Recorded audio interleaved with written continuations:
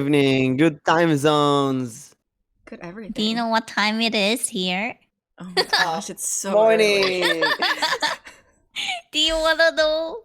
Tell Wait, me. did you sleep? It's 4 a.m. Well, I slept, but I went to sleep I think like 9 p.m. ish. But I got up like at midnight for some reason, and I couldn't sleep anymore. We have this tradition that the guests cannot sleep the night before. That seems to be the tradition so far. Yeah. Oh, Except for Ella. Ella slept like a queen. Ella is she's a strong girl. But Nyx couldn't sleep the first time. Mm-hmm. And Biggie couldn't sleep.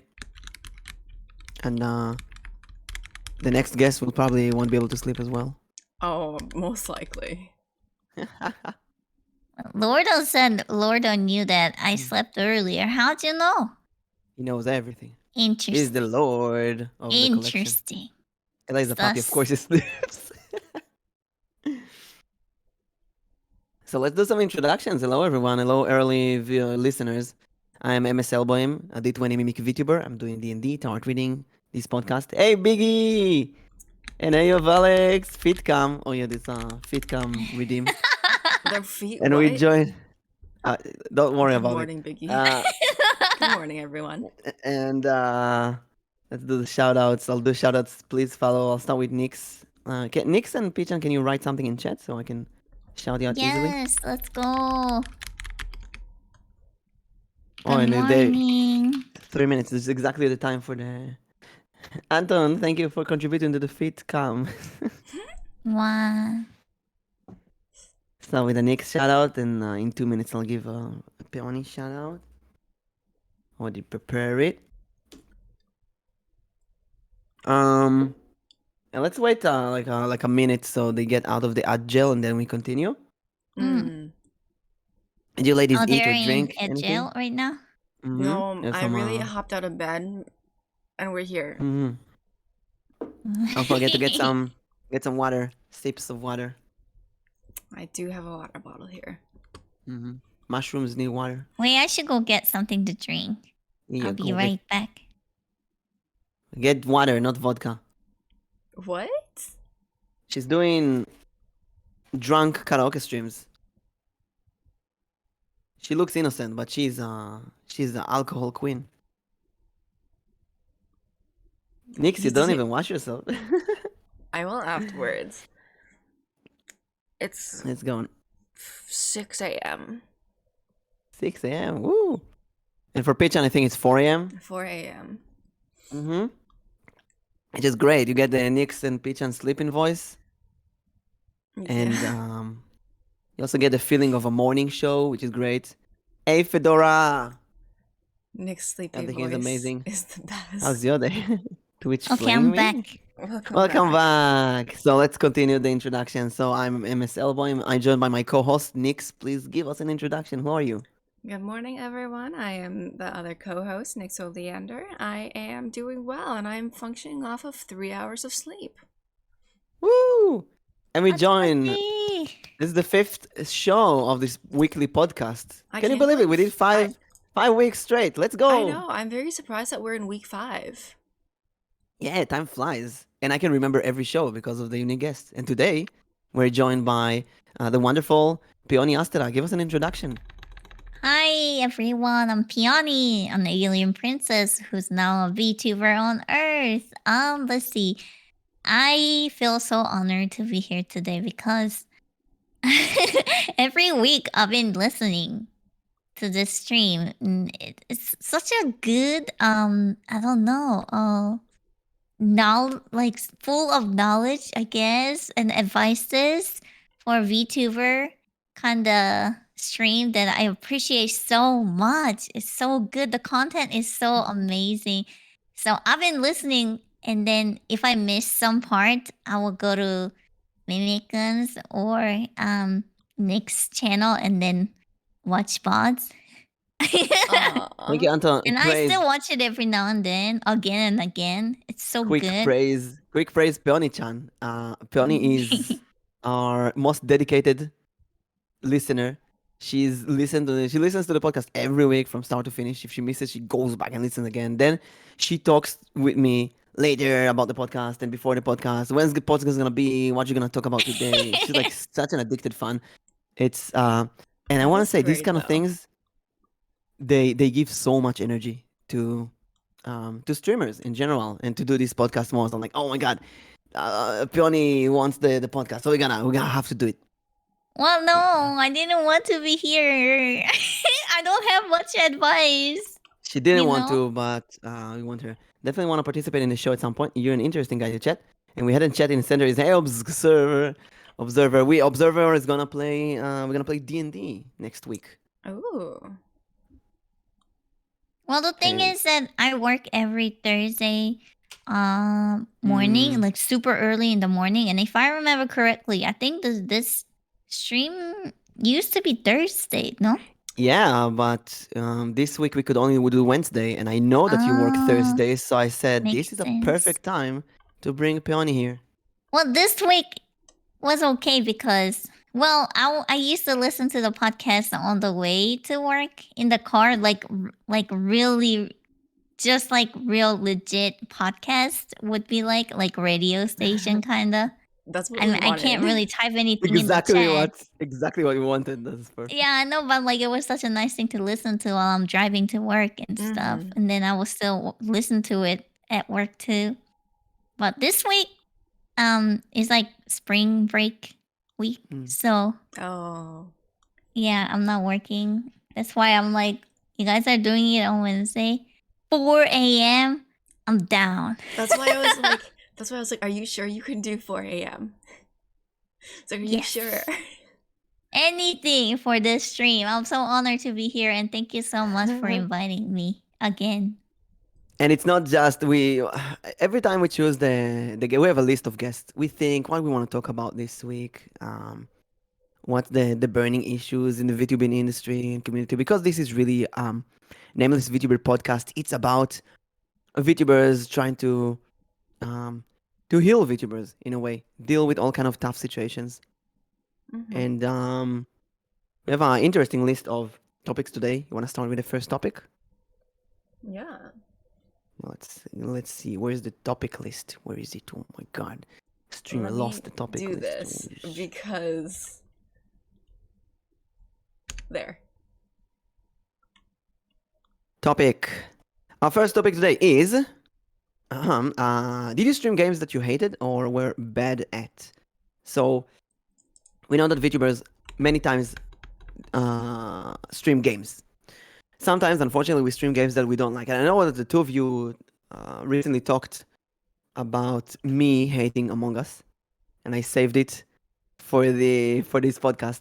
I do hate Among Us, but I hate Among Us because it's really chaotic, and I feel like if I play Among Us, I have to know every single person. So if I play Among Us with Nyx and Peoni and Alnichi and Arrow and Observer, people that I know, it will be fun. But usually you get 10 players, many of them I don't know, and it's just chaos, and it's not fun for me.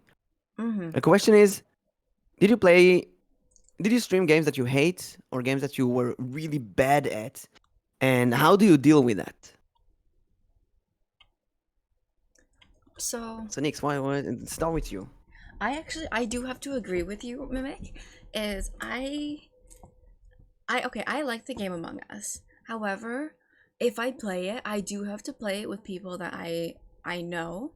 And the reason for that is because I've done like Among Us collabs, and I just like I sat through it thinking like, oh, I regret my decision. Oh, I regret playing with these people because I just didn't enjoy it.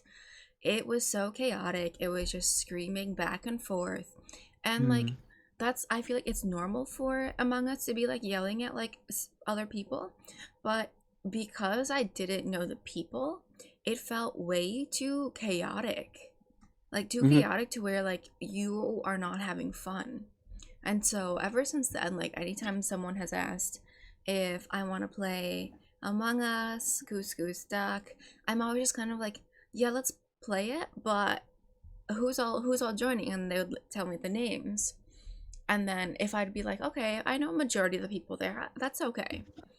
Or I've played with them before, then I'd be like, okay, let's play. But if it's like a majority of people who I don't know, I'm gonna be like, no, I'll pass this time. Hmm. But that's like my take on like large collab games. Do you have any games that you just hated but you feel like you have to play them for content, for example?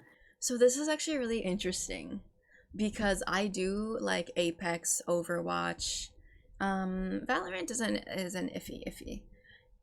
I like them, but I would never stream them. And the reason for that is because I suck. But people keep on asking me to stream it because they want to see, but I'm just like, I don't want to stream it because it's not going to be entertaining at all. You're lucky the 15, Mr. Ramsey. Thank you for joining us. And chat, please tell us as well if you have games that you didn't like. I remember recently, Pichan and I had a small adventure. She got me the early access to the Diablo 4 beta, and I gave her the key, an old key I had for Baba Is You. And we played Diablo 4 on stream for 12 hours. That was a crazy stream. And actually, a few hours ago, I launched Diablo 2 Resurrected again. And I have to be honest, Diablo 2 is so much, but it's years better than Diablo 4. Diablo 4 needs so much polishing.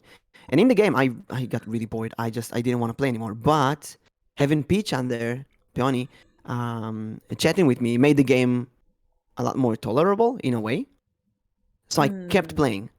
Because I wanted to test the beta, because I wanted to hang out with Pichan, because I wanted to see maybe the game will improve. Overall, I think the game was pretty bad, and this is why I didn't stream it too much afterwards. And Pichan, same, she played Baba Is You. I thought she's gonna like the game, but it was different than what she expected, and she didn't like the game. And Pichan, recently you completed the Horror Mansion. You want to tell us about that? Oh, for this topic, I don't think. Fortunately, I don't think I stream any games that I didn't like. Well, believe it or not, maybe you thought that I didn't like Spooky's jump scare mention, but I really enjoyed the game. So I don't think I had that experience yet. But but was I bad at it? Yes. But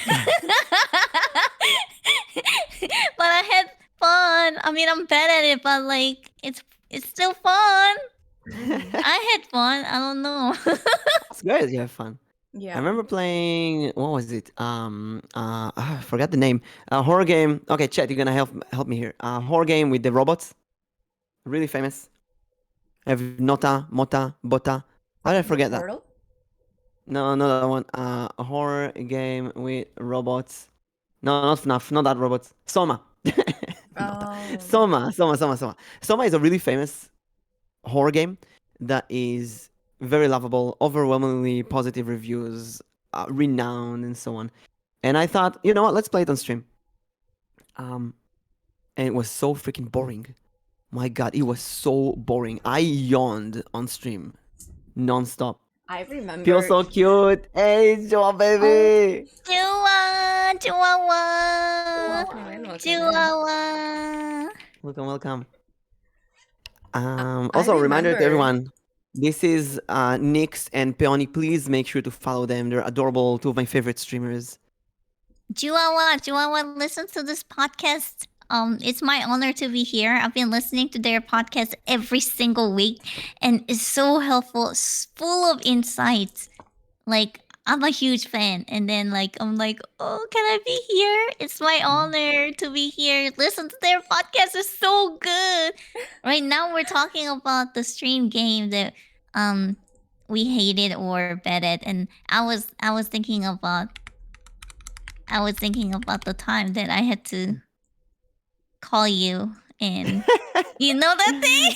Welcome. Yeah, I do have something to tell, about tell us. the game. Yeah. Okay. So a few weeks ago, actually last year, I think it was last year, Jiwa asked me Peony, do you want to play Overcooked too? And I was like, oh yeah, it looks fun. Let's do. And then I did. I collabed with Jua and two other VTubers, and it was so bad. Like I couldn't play it because it was so overwhelming. Everything was like flying and falling, and I was like, I didn't even know which character I was most of the time because everyone is like moving very busy, and I'm like, I was so overwhelmed to the point that I didn't talk much. That my collab partners, including Jua, they were constantly asking me like, "Pio, are you okay?" And I'm like, "Yeah, I'm okay. I just don't know what I'm doing." Right? Like all my focus and attention was like focusing on like, what am I doing in here? So I was like so overwhelmed. But after the collab was over, Jua was so kind to check with me again, like, "Are you okay?" And I'm like, I'm so sorry. Like I was just so confused and overwhelmed. I couldn't do it. I don't know if you guys noticed, but I'm really bad with playing games. I'm really not familiar with playing most of the games. So I told Jua that I'm so sorry. But next time, let's do it again. Next time, it's gonna be fun. I'm gonna learn how to play this game. And then this year, Joa asked me again, "Hey, Pio, you ready for another Overcooked collab?" And I was like, "Yes, let's do it." And then this time, I'm like, I'm gonna show up prepared. So I asked other friends to put me through Overcooked 2 boot camp, where they're gonna teach me how to play this game. So I played the game with them for 4 hours trying to learn how to play, but I was so stressed and I got quiet again during the boot camp. They're like, "Are you okay? You are you okay? You're not talking at all." And I'm like, "I can't talk. I'm overwhelmed. I'm like all my attention goes to playing this game. I can't talk. Like this is so hard. I'm so stressed." So after 4 hours, my friends advised me that okay, maybe you shouldn't do this collab because like if it's gonna be like this, it's you're gonna be stressed. You shouldn't be playing a game that you don't enjoy. So I actually, after hearing that, I went to Mimikun and asked for some advice. Mimikun, do you remember? Yeah, I actually hope that you're gonna tell this story. Oh, Oh, really? okay. Oh, yeah. Because that's So a really interesting story. I think this is one of the reasons I wanted you here. I wanted to make this today game themed because I have kind of the same experience with Overcooked. When I play Overcooked with my friends and they loved it. First time my friend told me about Overcooked, you know, four people in a kitchen and you have to scream at each other. I thought this is a great game. I would love that.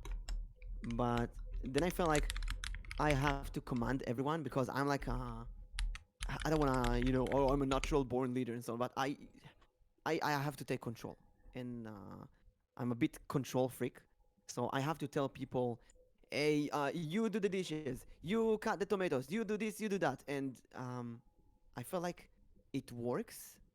But if I stop doing that, then people go all over the place. At least with my friends, Yeah. and they start doing other things. Someone needs to command everyone, and I didn't want to do that. But if I didn't do it, nobody would do it. It became really tiring to the point that I enjoyed watching them play without me. And we even we even did four players playing. One player screams at everyone and commands them. So we got a fifth player who is not playing the game and just telling everyone what to do. And that was a bit more fun, a bit more interesting. Maybe we can do that on stream. Pichan, we will play and you will not play. no, You'll just no, no. scream. I don't You're want to not gonna play play. Overcooked. I No, don't no, want to play Overcooked. you're not playing. You're just I'm screaming at gonna be us. Do telling this, people do what to that. do. Yeah, I exactly. don't know. You love telling people what to do. That's perfect. And if people That is don't not listen to true. you, anyone who doesn't listen to you get a punishment. And every round, you choose the person who listened to you the most, and they get points. And the person who didn't listen to you, they get a punishment. I don't know. This sounds very hostile. I don't What I'm want to saying do is that. that if there's games that you don't like playing, it's completely okay to either stop playing them or spin around, make it a bit more fun for you. So Soma, I played 4 hours and I really thought I'm gonna finish it. But after a week, I just uninstalled the game. I couldn't even launch the game. I was just 4 more hours of yawning. No, no, thank you. And I think you had the same experience with Overcooked. Like, I launch it again, I play with people, there's chaos and screaming. Maybe it's better to just not do anything. Yeah, I so I remember was like, that. I only had like two options at the point: either suck it up and wear a mask and pretend like I'm enjoying it and then continue collabing with Jua, or be honest and tell Jua about my situation and ask for forgiveness that I'm stepping down as a collabing partner, right? Hmm. And I'm like, okay, which one is better? And I was debating a lot, and but in the end, I was like, you know what, I'm gonna tell Jua like how it is, and I send her a message, Jua, like, when do you have time? Can I like talk to you in BC? And she was getting nervous. She's like, what is this about? And I'm like, Jua, please don't Oh. worry, it's okay. And then I talked to her on Discord, like one to Joa. I was like, Joa, like, I love you. I care about you. I love collabing with you, but this is not the game that I enjoy. I really can't do it. And I try so hard. I try so hard, but I just can't do it. Please forgive me. Please forgive me. And she was like, is there any other game that you enjoy? And I'm like, you know what? Like, the reason that I agreed to play Overcooked was that it looked so similar to Played Up. I know how to play Played Up, and Mm. I actually enjoy Played Up. I just don't understand how I can enjoy Overcooked as a person who enjoys playing Played Up. And she's like, wait a minute. Okay, then let's play Played Up. And I was like, can we? And she's like, yeah, let me ask other people. And then she asked the other people, and then they're like, yeah, let's play instead of Overcooked, let's play Play Doh. And I was like, yes. And I really enjoyed collabing with Jua, playing Play Doh. I don't know what Jua feels about, but I think I had lots of fun, and I didn't have to ruin anything. I I think you didn't can have see to cancel. what Jua says in chat. I fell in love with Pio all over when Pio talked to me about like a boot camp and tell me Overcooked so stressed. Overcooked so stressed. I am traumatized by that game. I can't. Like, I spent like 4 hours trying to like it so hard, but it's just trauma and Sometimes stress. you can't force it. I have this series of point and click adventure games by Wadjet Eyes. And you would assume it's the same company, every game is going to be the same or better than the other. But some of them, I play half a game and I just can't do it anymore. And some of them, I love them and I play them non-stop until I finish them. It's a hit or miss. And it's Yeah. completely okay to stop because if it's a game that you don't enjoy as a streamer, your chat will see that. They will feel that. Yeah, I believe so. I didn't think of that. I was like, okay, maybe I can just suck it up and then Mhm. like pretend like I enjoy it, but people are not stupid. Yeah, People they, can they see see that. through you. Mm-hmm. Yes. When I play The Binding of Isaac, people see how stupidly happy I am. There's a big smile on my face, and I don't care what happens, and I just have chaotic fun. Um, but same with if I play games that are boring or sleepy or not my type of game. There was something I wanted to say, I forgot. Nyx, there was there any game that you were really bad at or hated, and you felt like, oh, that's what I wanted to say. Many people ask me to play the famous games Apex, Valorant, Fortnite, Minecraft. The reason I don't play them is because I just don't like those kind of games. I'm 30, I'm gonna be 37 next week, actually. And I grew up with the internet. Next I, week? yeah, my Hebrew birthday is next week, and then the national one. Let's say my moon birthday is next week, and my sun birthday is next month. So I got a whole month of birthday. Wow. Wow. You know what? Happy early birthday! Yeah, happy Mimiksen, early birthday. yay! When I made a day, Mimic Wow. said, if you like the game from the start, you can continue playing it. If you don't like it from the start, don't play more. It won't get better. I completely, yes, I still Mm-hmm. stand by that. If it's not good, same with TV shows. If it's not good at first, it's not gonna get better. I remember all of my friends and my family members, my brothers, watched Breaking Bad, and they told me, "Oh, it gets better, it gets better. Oh my god, every season is so. You have to watch for the third season. It gets better." I watched everything, and to be honest, the first season is the best, and it just gets worse every season. That's my opinion. That's what I think, and many people don't agree with me, but that's my opinion. And maybe because they hyped it so much, I expected more. Come with low expectations. That's the best advice for games as well. Yeah, if you don't, if I play Fortnite, if I play Minecraft, I don't think I will enjoy it, and I don't want to disappoint people who really want me to enjoy, which is kind of hilarious because this is the reason Pichan doesn't play Baba Is You, because she, in a way, doesn't want to disappoint me because I gave her the key. Although I told her I want to see her suffer. That's the that's the reason. Yeah, I tried to play the game during stream, and then I unpublished the VOD. And I want to see it so badly because I want to see her suffer. No, I don't want to hurt your feelings. In a way, when I gave her the key, I knew it was a bad choice. I knew it was too much for her. But I wanted to see her react to the game. I didn't complete the game. It's really hard at one point. I'm curious what game this is now. It's called Baba Is You.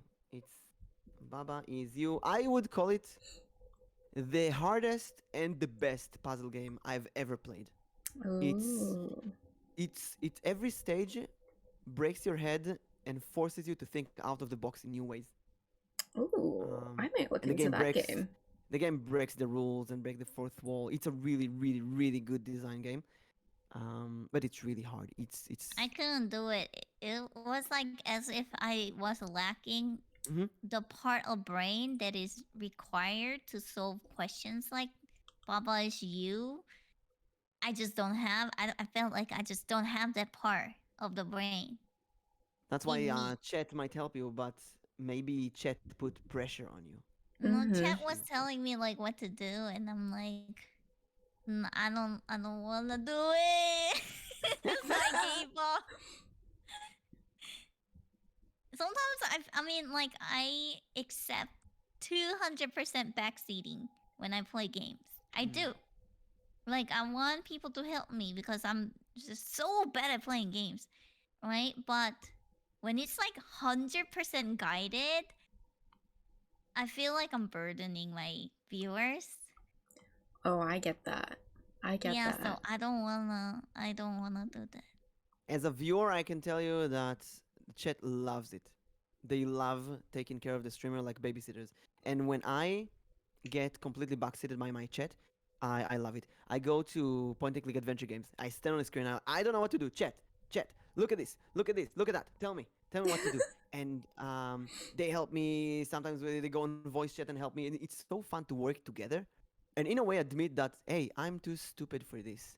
Please help me. Thank you for the hydrate. Drink, ladies. Drink water. Thank you for the hydrate and stretch and posture. Let's stream. Stretch. And for example, this week, Peoni and Alnichi joined me and watched me play one of the best games ever made. Barney's hide and seek game. Oh. Oh my gosh. From No. 1993. And We it's a didn't really hard agree. game. We didn't agree. They No. didn't know. I did not ask for consent. I just told them, you're gonna watch me play a game. And they did it.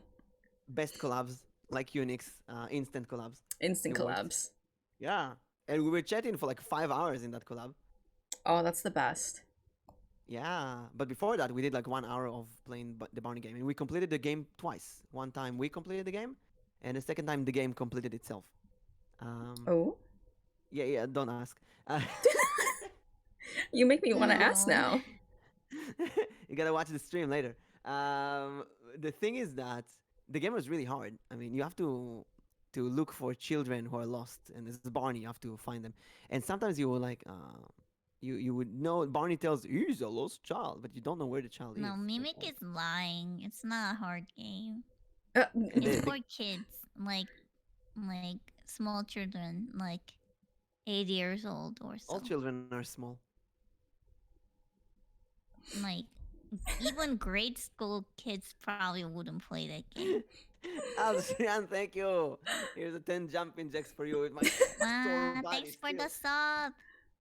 Pachi pachi. Jumping jack time. Jumping jack time. 9, 10. That's the cost of this podcast being on my channel. My body is still sore from the fitness stream I did with Pichan on Saturday. Oh, you Oh, still sore? Yeah. I'm okay now. Because I went all out because I was like, no, I gotta do more jumping jacks than Pichan. I gotta do more because they watched me on a face cam. Yeah, I gotta do push ups. They else ran. It's a good sore. Nix, yes. there has to be a game that you played that you suffered. I'm trying to think. There hasn't been any where I've played where I said I don't want to play again, other than like Among Us as like a big group. Mhm. I'm really trying to think because like all the games that I know I won't play is I don't play already. You know, this Like is I actually played a good off stream. segue.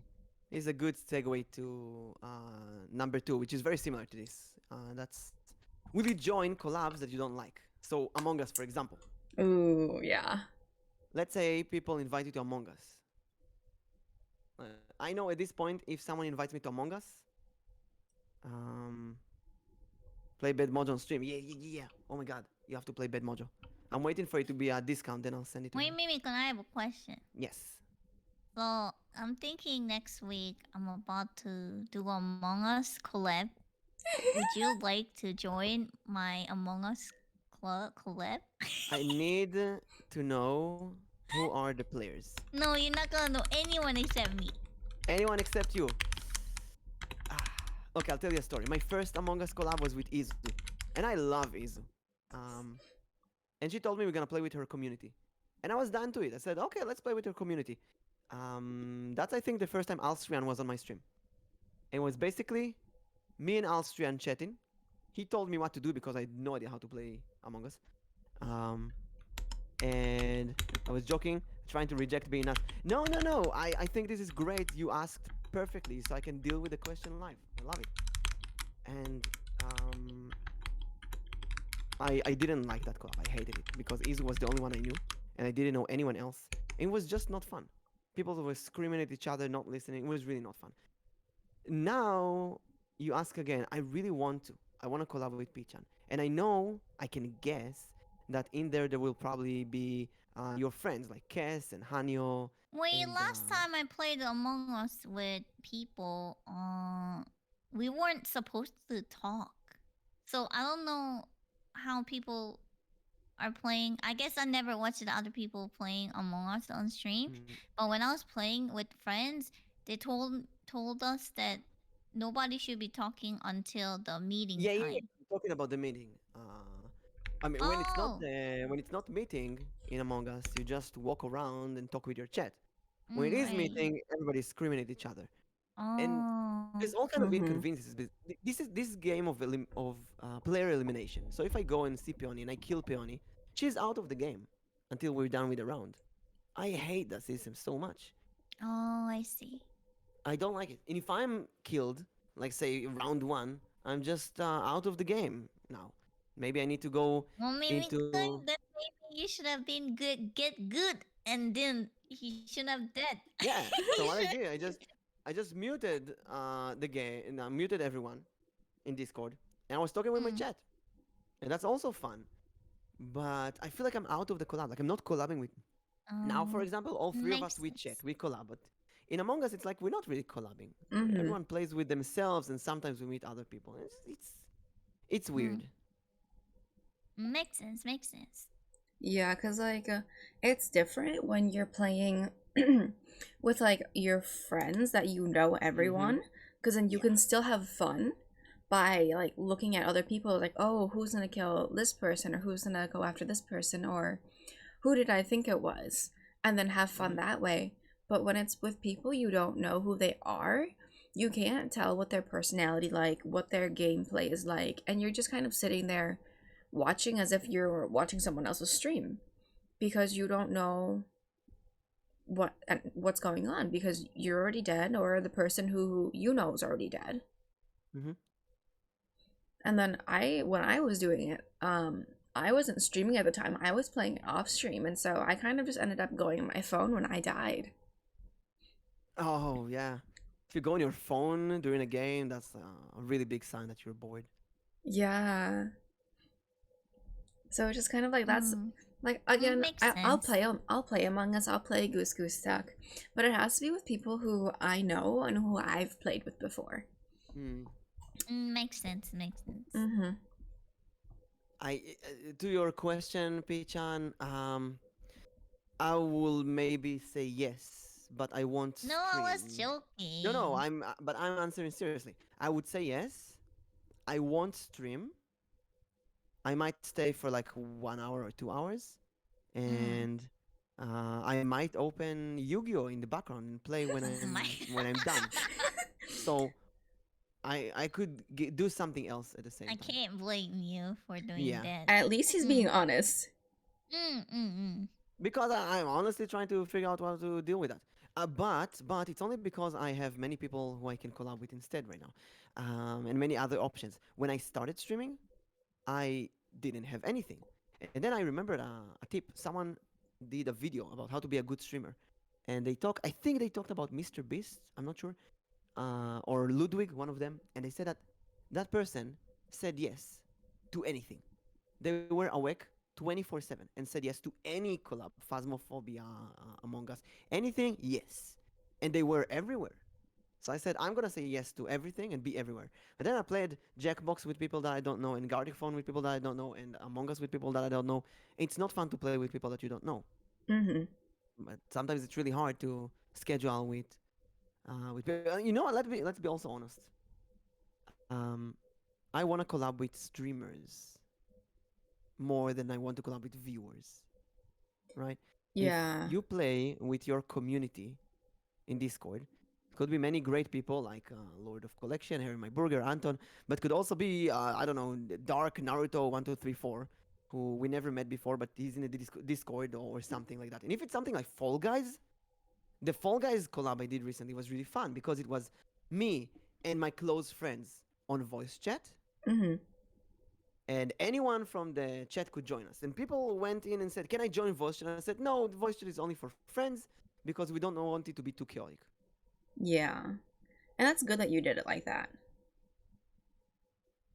Smell a buffa. Are you ready, everyone? What What's is up, a Bofa? buffa? Huh? Teach us, enlighten us. Please tell us what is a buffa. We don't know. Yes, enlighten us. Enlighten us. By the way, Nix, what's the name of that band? That starts with Imagine. Imagine Dragons? Imagine Dragon is nuts. Oh no, Nix, you fell for this. I forgot where this was headed to. I heard this joke like 7 times already. I forgot where it was I leading to. can't do this. Can we put Mimic in jail? This nuts jail. Yes. I gotta say though, when every time someone goes in my chat and does a these nuts jokes, I give it to them. Like, what is Ligma? Tell me. I just love it. I forget. I forget. can't. I can't. I can't. So, was there any recent collab? You don't have to say names. Recent collabs that you were invited to that you really were conflicted whether to join them or not. Me? I don't think Both of you. so. Also, like, so I came up with this, I guess, I don't know, a strategy that before I do any kind of collab, I try to talk to the person first for a while and then even do the VC voice chat and then we discuss and then it's kind of like you're trying to get to know the person first, right? Mm-hmm. Mm-hmm. And then we also talk about, hey, just in case it gets awkward during the collab, can we come up with some topics that we can talk about? So last night, actually, I did a collab with Ricky for the first time. And I didn't really know him, but I think I learned a lot about him past week because we are constantly talking almost every day on Discord, talking about the details of the how the collab is gonna be, and we talk about, hey, what about we talk about this when we have nothing else to talk about, like while playing the game, and then like how about our favorite snack, favorite guilty pleasure, the hobbies, like why did we start VTubing, and then the list was so long. But the thing was that like not only that I got to know so much about him, even before the collab day, but the game itself was so fun, and I was already feeling really comfortable with Ricky because I've been talking to him for a while. So it was very successful. So I think it's a good strategy that you try to get to know the person first before you commit to any collab. And then if you are talking to the person 1 week before the collab, and then if you see any red flags, it's not too late to cancel it, you know? Mm-hmm. Yeah. So you don't get, it doesn't turn out to be the disastrous collab stream. So that's what I'm doing these days, and I think so far it's working out very Mm-hmm. well. And Actually, it just like helped me to appreciate the collab partners even more. That's I good. I didn't do new collabs in a few months now. I'm focusing more on the people that I know and like. But I think in the last 2 weeks I got some new people who asked me for collabs or people that I approached, and some of them like Spade. I didn't know Spade. He went to my chat. He asked for a collab multiple times, um, and I said yes. And we played Skullgirls, and actually it was really nice. But I think we talked about this last week. It was a big risk for me because I didn't know anything about Spade. I never spoke with him. Mm. Um, and this is a good segue to a topic we will speak about later in the next hour, which is what to do with special viewers like raiders or subscribers who ask for stuff. Like, do you feel more compelled to do that? Because Spade raided me with 5 viewers, and I was like, oh, now I gotta collab with him. And Oh, that in feeling of retrospect, obligation. yes, and in retrospect, I don't know if this should have been something to consider. I should have done research like Peoni. Should have gone to his stream and see and be honest. I like that. Mm-hmm. I don't like that. Um, Aki, I did a collab with Aki. Aki is different. Aki, I chased after Aki for a collab for like 6 months now. I Oh. knew there's another Israeli VTuber. I got a collab with her, and I chased Aki like to hell and back, like I chased Peoni. Thankfully, with Nyx, I didn't need to do the chasing. She was cooperative, unlike other people. Um, but but some people, I got some collab requests recently that I don't know the people too much. They're new streamers or don't really stream a lot.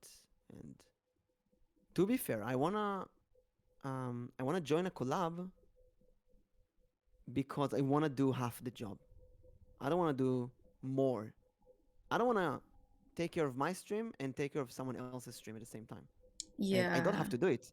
But when you collab with someone who's inexperienced, they will have issues. They will have tech issues, chat issues. They sometimes will talk with their chat and not with you. Something that Mm-hmm. unfortunately happens a lot, and it's not fun to stream with someone not professional. Oh yeah, so that's like another thing that I discussed with the people that I'm about to do collab with. I tell them like, hey, do you mute yourself when you talk with the chat? If you would, that would be great. Or if you, I discuss it. I discuss that like, if you're gonna do that, please mute, and then please be mindful that I'm also here. We're supposed to talk. Things like that. Things like Mm-hmm. that. Mm-hmm. If you discuss it beforehand, I think it wouldn't end up being so bad. I think, yeah, with everyone that I know some people who they mute regardless when they're collabing with other people because they find it rude.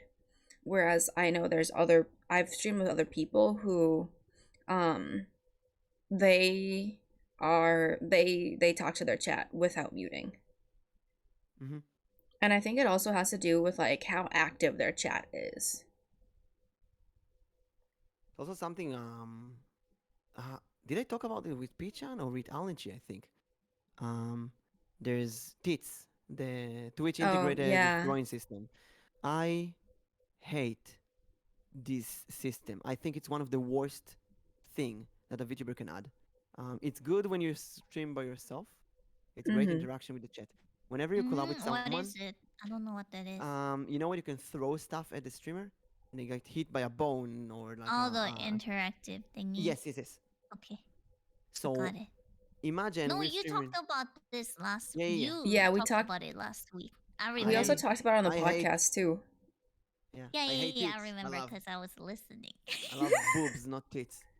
But seriously, I talk about this. I think with Alnichi this morning or yesterday that she watched, or maybe it was Pichan, I don't know, one of them.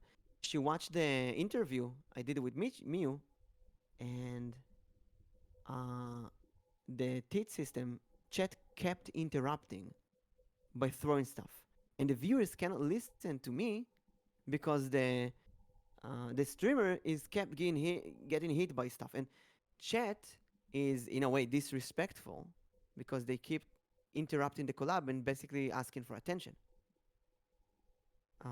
So similar to muting yourself on Discord when you are collabing with someone, which what I do, I don't want to forget to unmute myself. Like Valdis, for example, she constantly forgets to unmute herself, which is hilarious. Mm. I don't want this to happen, so I just type to my chat. And you can see today, for example, when someone joins and one of you is speaking, I just say welcome to the stream Yeah. in chat, which I think is a better way to deal with that. I did notice that the first time, and I'm just kind of like, this is a good idea because, like, I don't want to have to ignore the chat during the podcast, and like typing back is a good way to still stay interactive with the chat, but then respect the other people who are here. Mm-hmm. Exactly. So let's say you get a request to join a collab that you don't want to do. So here's the thing, Mimic. People don't ask me for collabs. I'm the one who asks for collabs.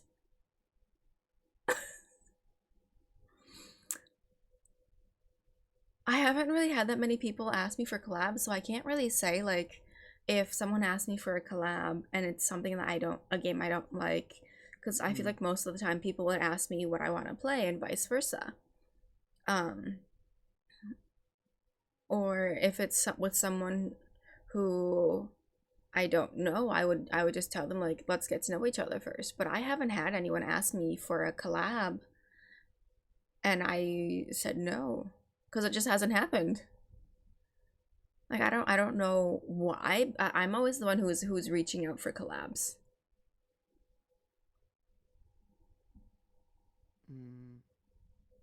I wanted to say something, I forgot.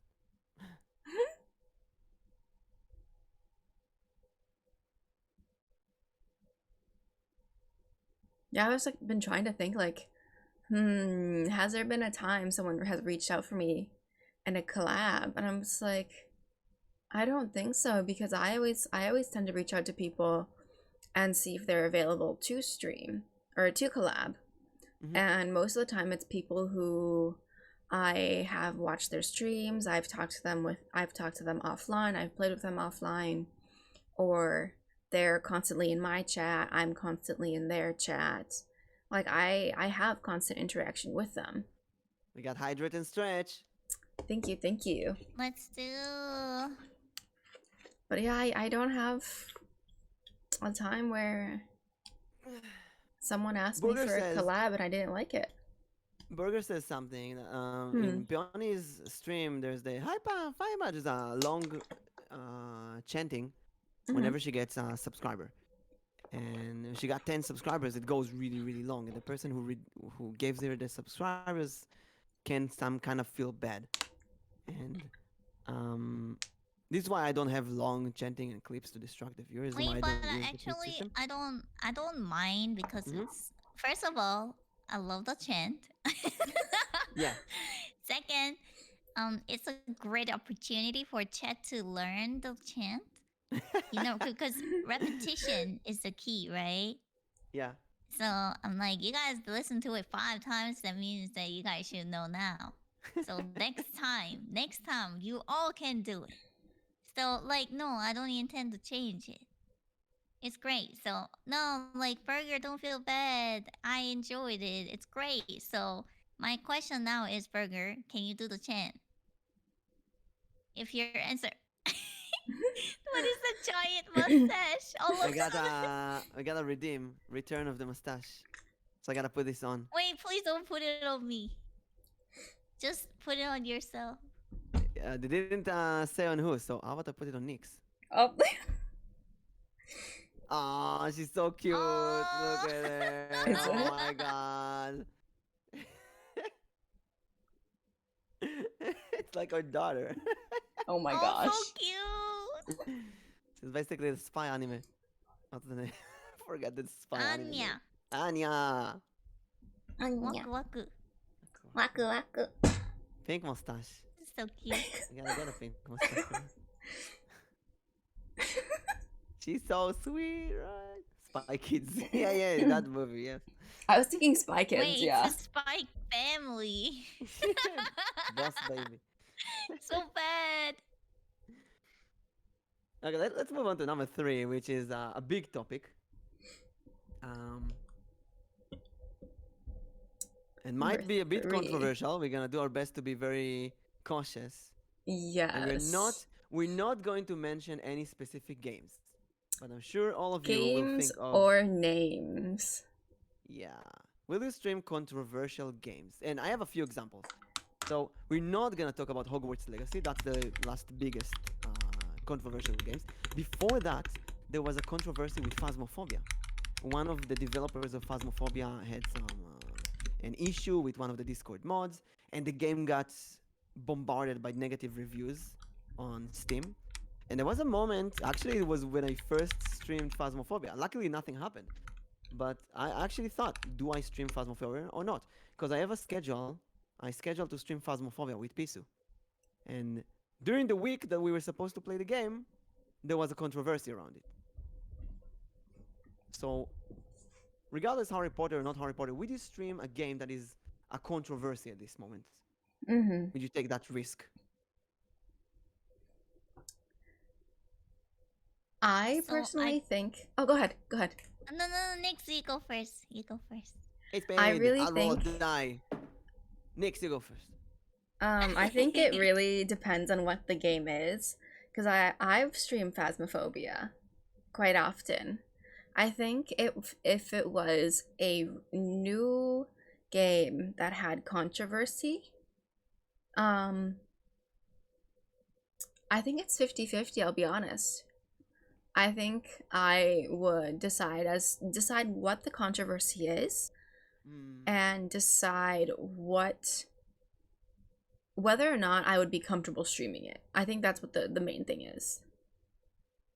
I would see if I'm comfortable streaming it, and if I am comfortable streaming it, I would. But if I'm not comfortable because of maybe the backlash other people have gotten or the controversy behind it, I probably wouldn't stream it. I'd probably just play it in my Discord and stream it to people in my Discord.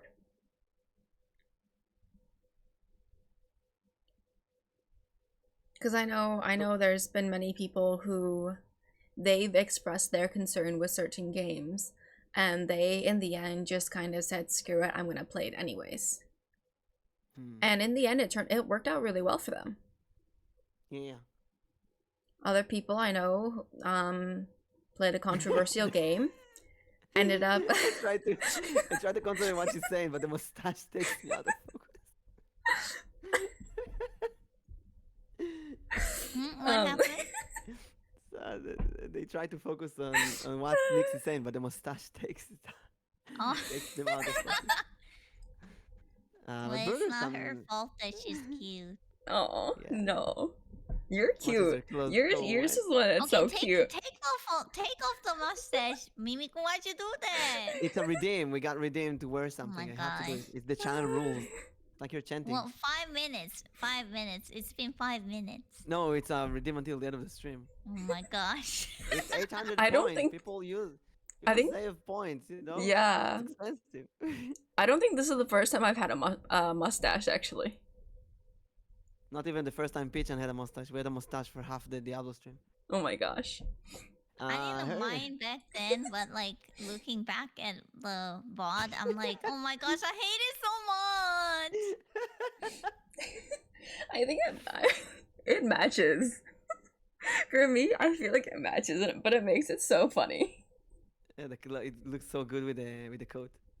It Henry Brugger says, does. my opinion is outside of really bad examples. I think people being attacked for playing certain games is unacceptable and worse than most supposed controversies. I Mm-hmm. would do so if I was streaming solo for a day. That way, any backlash is directed to me and not my friends.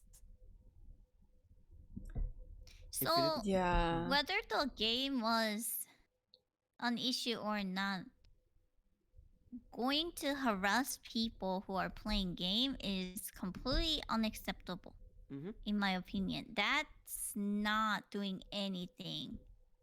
Like, whatever the cause is, you're ruining it, in my opinion. If you're going to go and harass people, that's not the right way to, spread whatever they say. No, don't do it, don't do it, don't do it to me. I don't want mustache. I'm Who forced. did this? Who redeemed It's this? the channel rules. A pink mustache? Do you have a pink one? I'll make a pink one. Well, I don't want to have a mustache. I'm sorry, channel rules. Wait, put it on the mushroom. No, they specifically said it's gonna be on Peony. Who did this? Oh, it does say give why'd Peony you a do pink. that? I'm gonna cry. Don't worry, we're gonna give you a beautiful mustache. It's gonna look like your hair. I don't want one. No! Oh, it's so cute! Oh my god! I don't want it. It's adorable! Oh, that's cute. Anton, cancel it. If it's perfect. No, it's not perfect. It's so cute. Terrible. Monsieur Peony, what is your wisdom? Pink mustache, pink Anton says I mustache. can't cancel it. Yes, you can. Yes, you It's can. adorable. Cancel it. You see, Wait, I wait, really we need to think make this fair. Mimic needs a mustache. they need to redeem it again. I think chat is top priority in when you think about games. Even if you suffer sometimes, as long as you can interact with the chat and chat enjoys, chat is the top priority. This is why I do all this nonsense like wear something. Sometimes people will come in the stream and tell me wear something. It's something I don't want to wear right now. Like, it looks annoying or something like that. I do it anyway because it's as VTubers, as live streamers, I think our interaction with the chat is the most important one. And maybe this is the reason that I will not play controversial games. Because I don't want chat to feel uncomfortable. I don't want anyone to feel uncomfortable with stuff that happens. I want to have fun. I want chat to have fun. I completely agree. So I guess the most controversial like a game of the year is something that I think we're all thinking the same game right Yeah, now. it's the Yeah. Hogwarts Legacy one. I think it's just that for me at least, I care about people in my community, and I was very concerned about how my action will affect the people around me. Right, and then I don't want to hurt them, and I wanted to always make them feel like I'm an ally. But if I play this game, I'm pretty sure there are people who don't care. There might be people who care, and then there might be people who don't care whether people play the game or not. But I always wanted to represent myself as an ally, and then I wanna show them that they can trust me, and then I wanted them to feel safe around me. Yeah. And then to me, it's just an entertainment. And then I care about how they feel. My entertainment is a lower priority for how they feel. When I compare my entertainment, that my needs for entertainment is definitely lower priority to me. How they feel about me is higher priority for me. this is my opinion. So I'm like, I will gladly giving up on playing games so that people that I care around me can feel safe and comfortable. So that was my rationale for not playing the game at all. But I don't mind if people actually buy the game and play it. Well, that's them, right? But like, I'm never gonna go and harass people who are playing the game saying that, oh, you're a terrible person. No, I will never do that. But at the same time, if I care about the people in my community, I don't want them to feel uncomfortable, just like what Nimikun said. Mm-hmm. I want them to feel safe. I want them to understand that I'm a safe person that they can trust and then feel safe around me because I care about how they feel. I think I can. When Wizards Unite, no, Hogwarts Legacy came out. Actually, Wizards Unite as well. The Pokemon Go version. In both cases, I couldn't activate. I couldn't even play the game, even if I wanted to, because my computer is not or phone was not strong enough. I cannot even run the game, so there was no reason to buy it. And I remember talking with a friend. They want to stream the game, but they didn't know. They didn't know if they should. Maybe they get hate raids and so on. And I also thought, do I even take the chance? Do I even if I could stream that, would I? And then I talked with a few people who are in favor of playing the game and a few people who are against playing the game. And I thought, you know what? It's not even worth it. Um, and slowly I started seeing more and more clips of the game, and I don't know if the opinions of people around me have influenced me or not, but now I don't even want to play the game because the game looks bad, looks so mediocre and unentertaining. And I think it's similar to what happened to me with AI art. So when novel AI came out, I thought, oh my god, this is such a genius idea. But then I spoke with a few people who were a few artists who were very against in a way that they posted on Twitter. If you support AI art, I'm gonna block you or unfollow me and stuff like that. And I thought this is a bit too radical, right? You cannot fight AI. But they talked with me. I talked with them, and then I saw that the AI art currently, contrary to what I believe, they did not ask for permission. Just steal the art from websites on the internet without permission, and they use that. Um, hey, Mimi got a mustache. Let's go. Thank Let's you, go, Anton, for completing the set. blue mustache. Yeah, I'll make it blue. And and now I cannot even look at AI art. I see AI art on Twitter. I immediately recognize it's AI, and it is completely disgusting. I can't. I don't even want to look at it. So I don't know if this is because of what I've been told, or because I just see too much AI art. I just had it. It could be a mix of But both, honestly. yeah, No, in the end, it's like AIs don't have feelings, but artists people do. Mm-hmm. But then, like, at the same time, like, I'm not saying, like, anyone is right. I think everyone should respect each other's decision on whether or not you like it or not. Mm-mm. Like, I think that's another important thing, is, like, respecting other people's decision.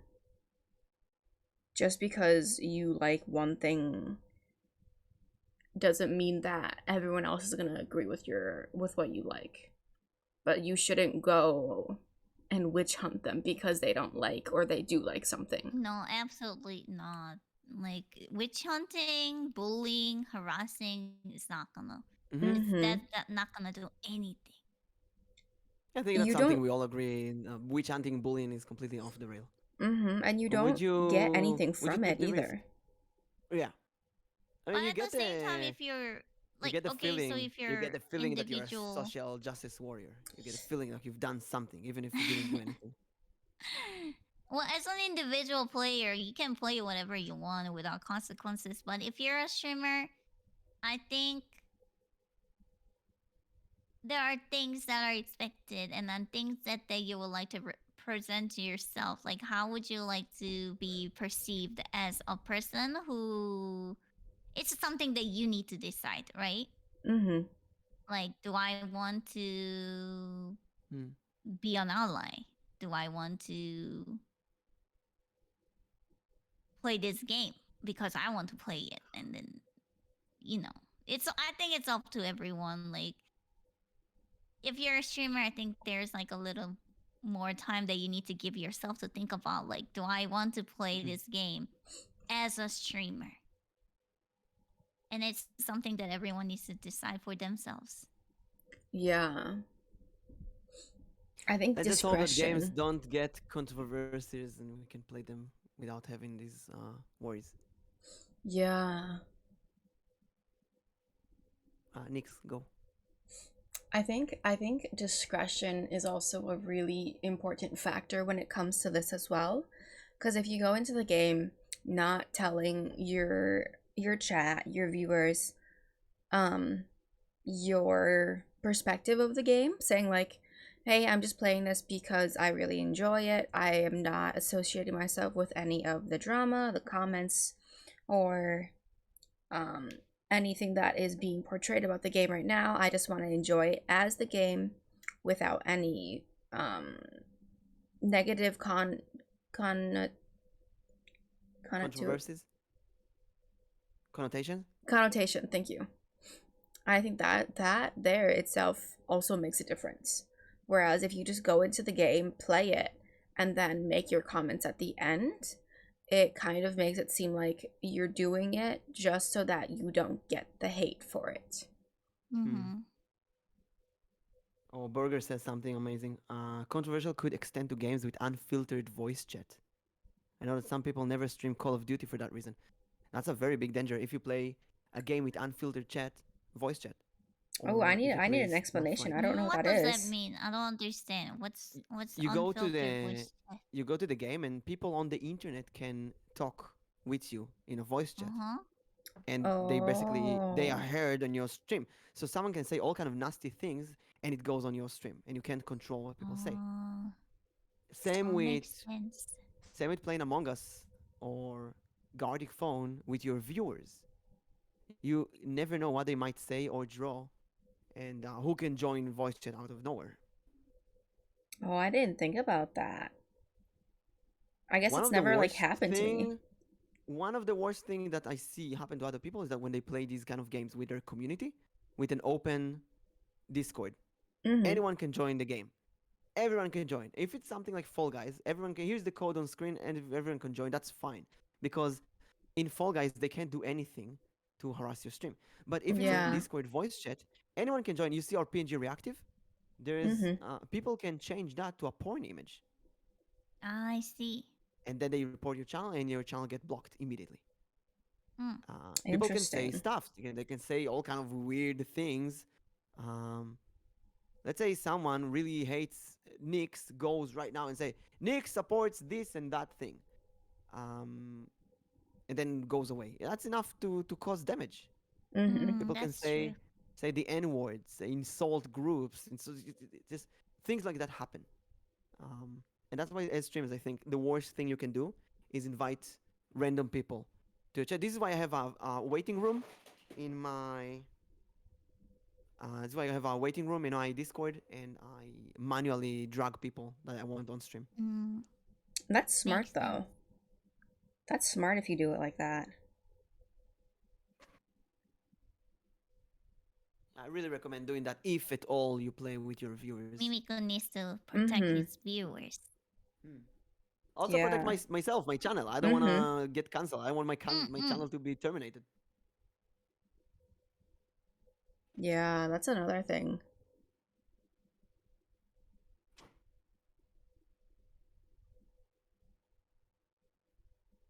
Shall we move on to the next one, or is there another? Let's see. I don't think there's any. Yeah, I think we covered this pretty good. Yeah. Let's see. Oh, this is an interesting one. Number 4? Number 4, yeah. which is a good segue from this one as well. Yeah. I think Have you this. been bullied by your Yeah. chat This to the one. point? I'm getting bullied right now. I'm wearing this pig mustache that I don't want to wear. It's happening right now.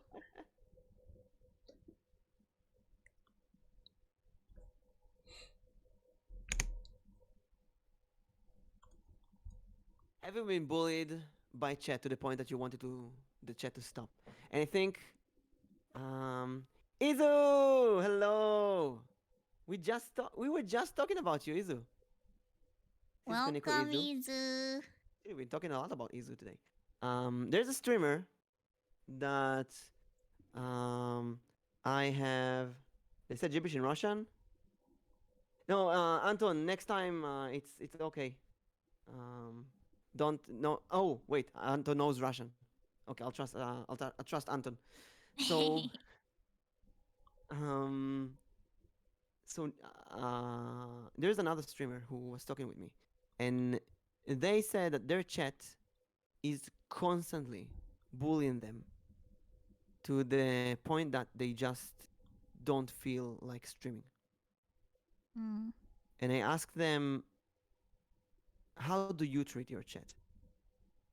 And they said, "No, fine." And I watched their stream, and they constantly bully their chat.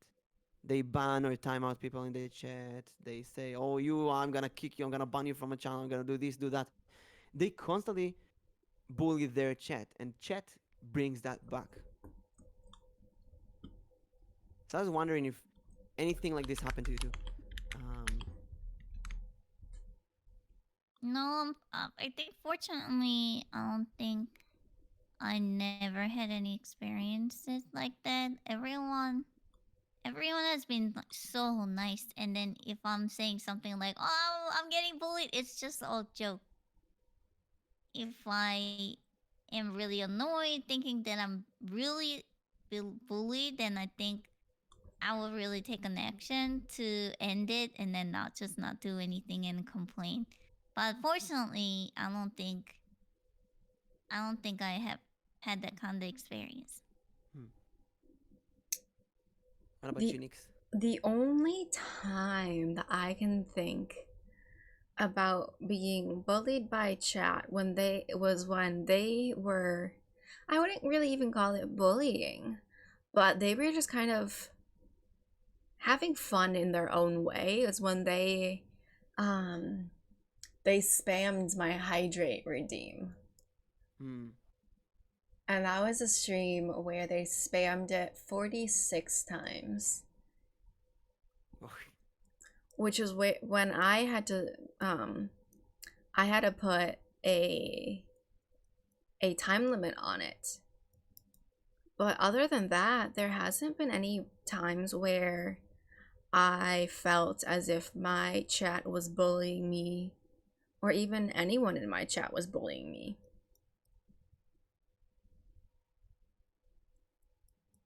What about you? I think Burger is saying that Unfortunately, certain personalities are vulnerable to that and may attract bad people in chat. Eventually, chat will walk all over them if they let it happen.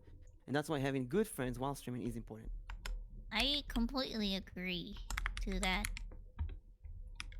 Because like if you allow for it to happen, that's going to allow for everyone else to think that it's okay to do it at that moment, and to continue to do it in the future as well.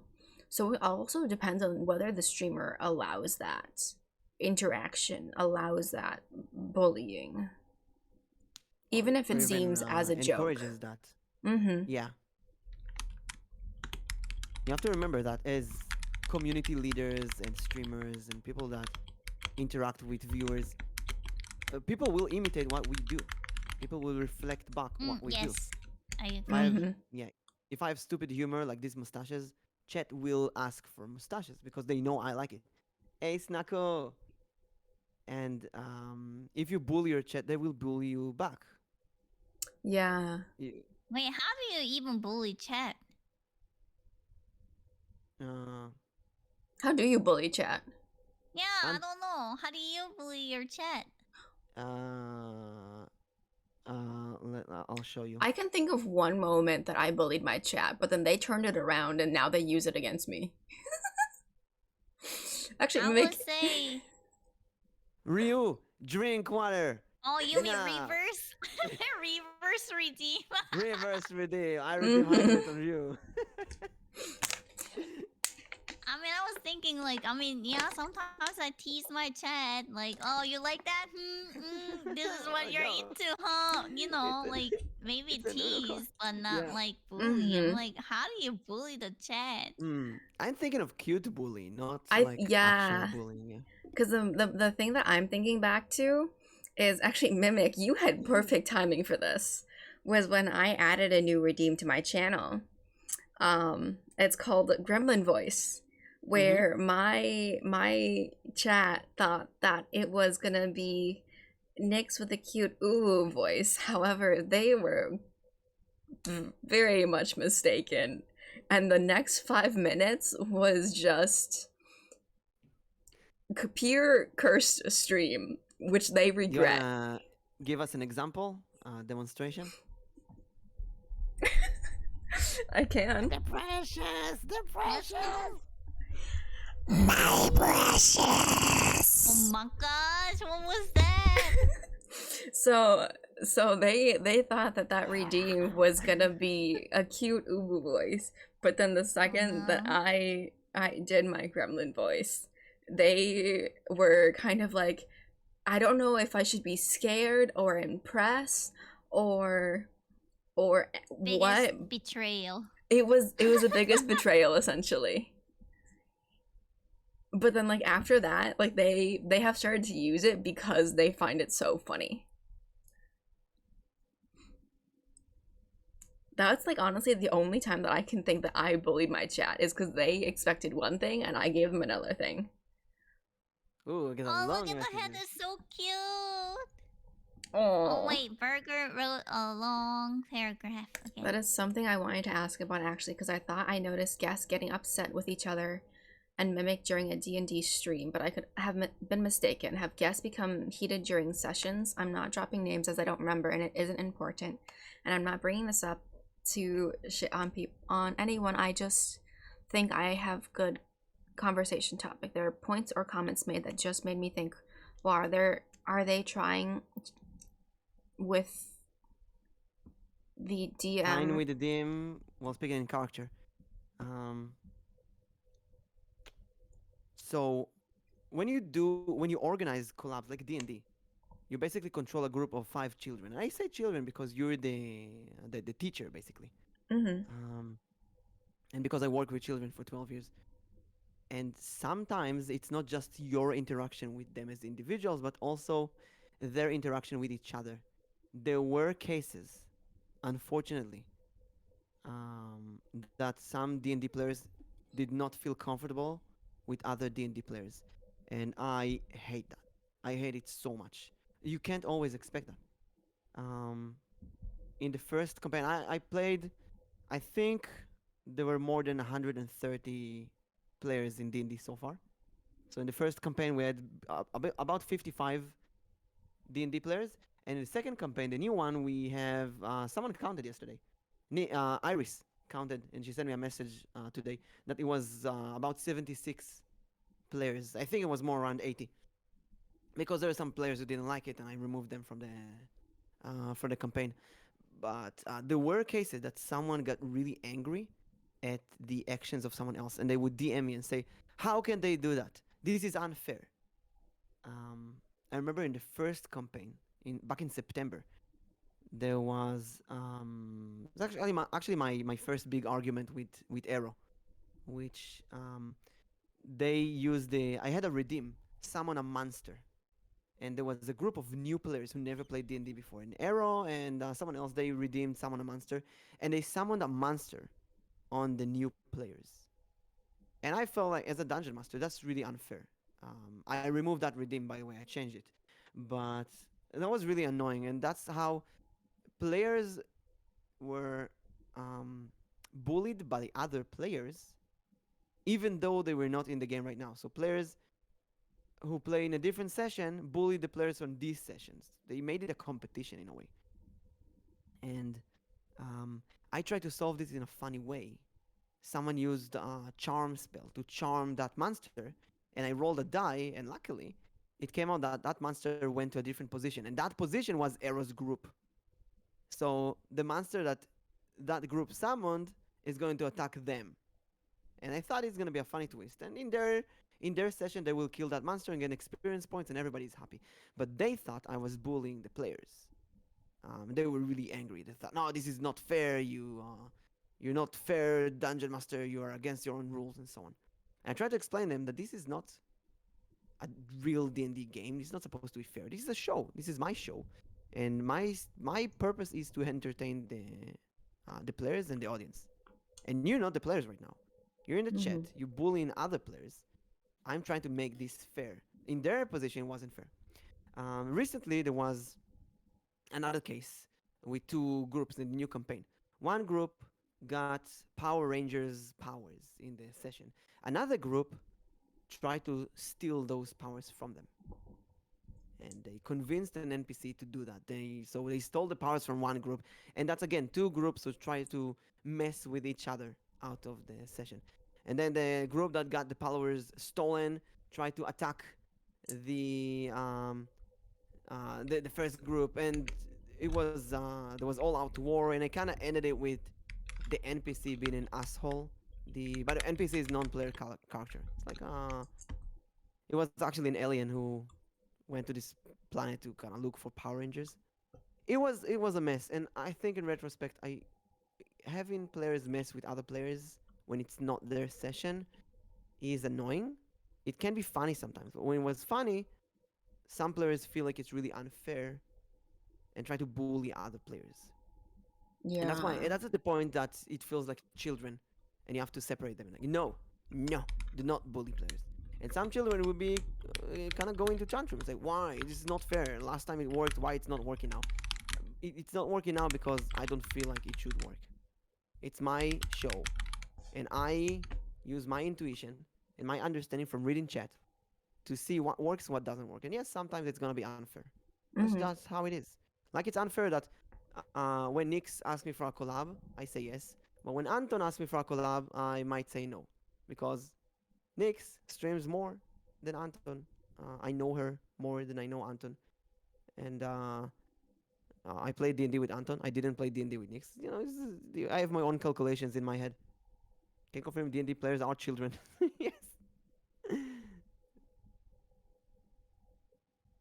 Yeah, burger. No, it's good. It's really good what you said. Burger, it's thought triggering. So Mhm. feel free to share your thoughts. Hmm.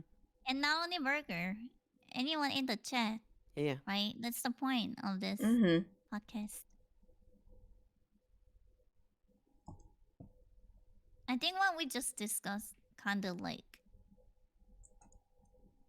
is a link to different topic, maybe in number 6. Let's see. You know what? Yeah. Let's jump to 6. Hmm. Look at you, Pichan. I did my Yeah. homework. Look at you. So number 6, we have how to deal with collab partners arguing with each other. So that's exactly that. Mhm. Thankfully, I had salty collab partners or passive aggressive. I never had collab partners who actually argued with each other because I choose my collab partners very carefully. I really do a lot of research on collab partners most of the times. I can't remember collab partners who actually argue on stream with each other. But it's something I fear that might happen one day. So I'm like training if this will ever happen. Did you have anything like that? Not on my stream, but I've seen some people having issues on their stream. Hmm. Can you Yeah. give But us I an think it's like example? really important to have mutual respect with each other. So if something happens, you can just tell them honestly, like, I I don't feel valued when you behave this way, and then the person should be understanding so the same thing doesn't happen next time. But yeah, the one that I witnessed it's maybe like a month ago. I was watching another streamer streaming, collabing with other streamer, and I think things were going kind of ugly. The interactions that they had, it was getting kind of ugly, and I was like, I kind of feel uncomfortable being in here because I feel like there was a tension, and then later I heard that after the stream was over, they did have the talk saying that I don't appreciate when you're like this, like this is not fair to me, this and that, and I heard about it, and I was like, oh, so I was right about it. Mm. Like, I think collab partners arguing with each other is a huge no-no because again, people in the chat, they're not stupid. They can read. They Mm-hmm. can read the room and can feel the tension, and it's so uncomfortable. Like how I felt, it was so uncomfortable. I'm like, why do I need to be here? Like there's something going on, and I don't want to be here. Feeling uncomfortable. So I think it's a huge no-no to see people arguing during collab because not only that is their feelings that's getting hurt, but also people in the chat, and you're delivering Yeah. this negative experience to your viewers. You But make a how really to good deal with point. it? I think you just need to, like Mimikun said, you have to be very careful picking out people who show mutual respect, who will understand. Yeah. Mm-hmm. I had cases of people joining voice chat, viewers in the past, who they had either very annoying temper or they were swearing nonstop, or they had really really bad audio quality to the point that you could hear like a like a beep stronger than their voice. Um, Mm. in retrospect, I should have just removed them from the voice chat. And what I did was just mute them on Discord, so at least the stream they cannot hear them. Um, the solution, like Pichan said, was obviously to make proper preparation, a waiting room, only invite people that you know they Mm-hmm. have good audio quality and so on to avoid that. But if it happens on stream, I remember after that case, I talked with one of my mods and she said, next time tell me, I'll just kick them out. I'll just remove them. And I should do it myself. If someone is on voice chat and they start to argue with other people, just remove them from the voice chat. Yeah, because at the end of the day, you're the one with full authority. Mm-hmm.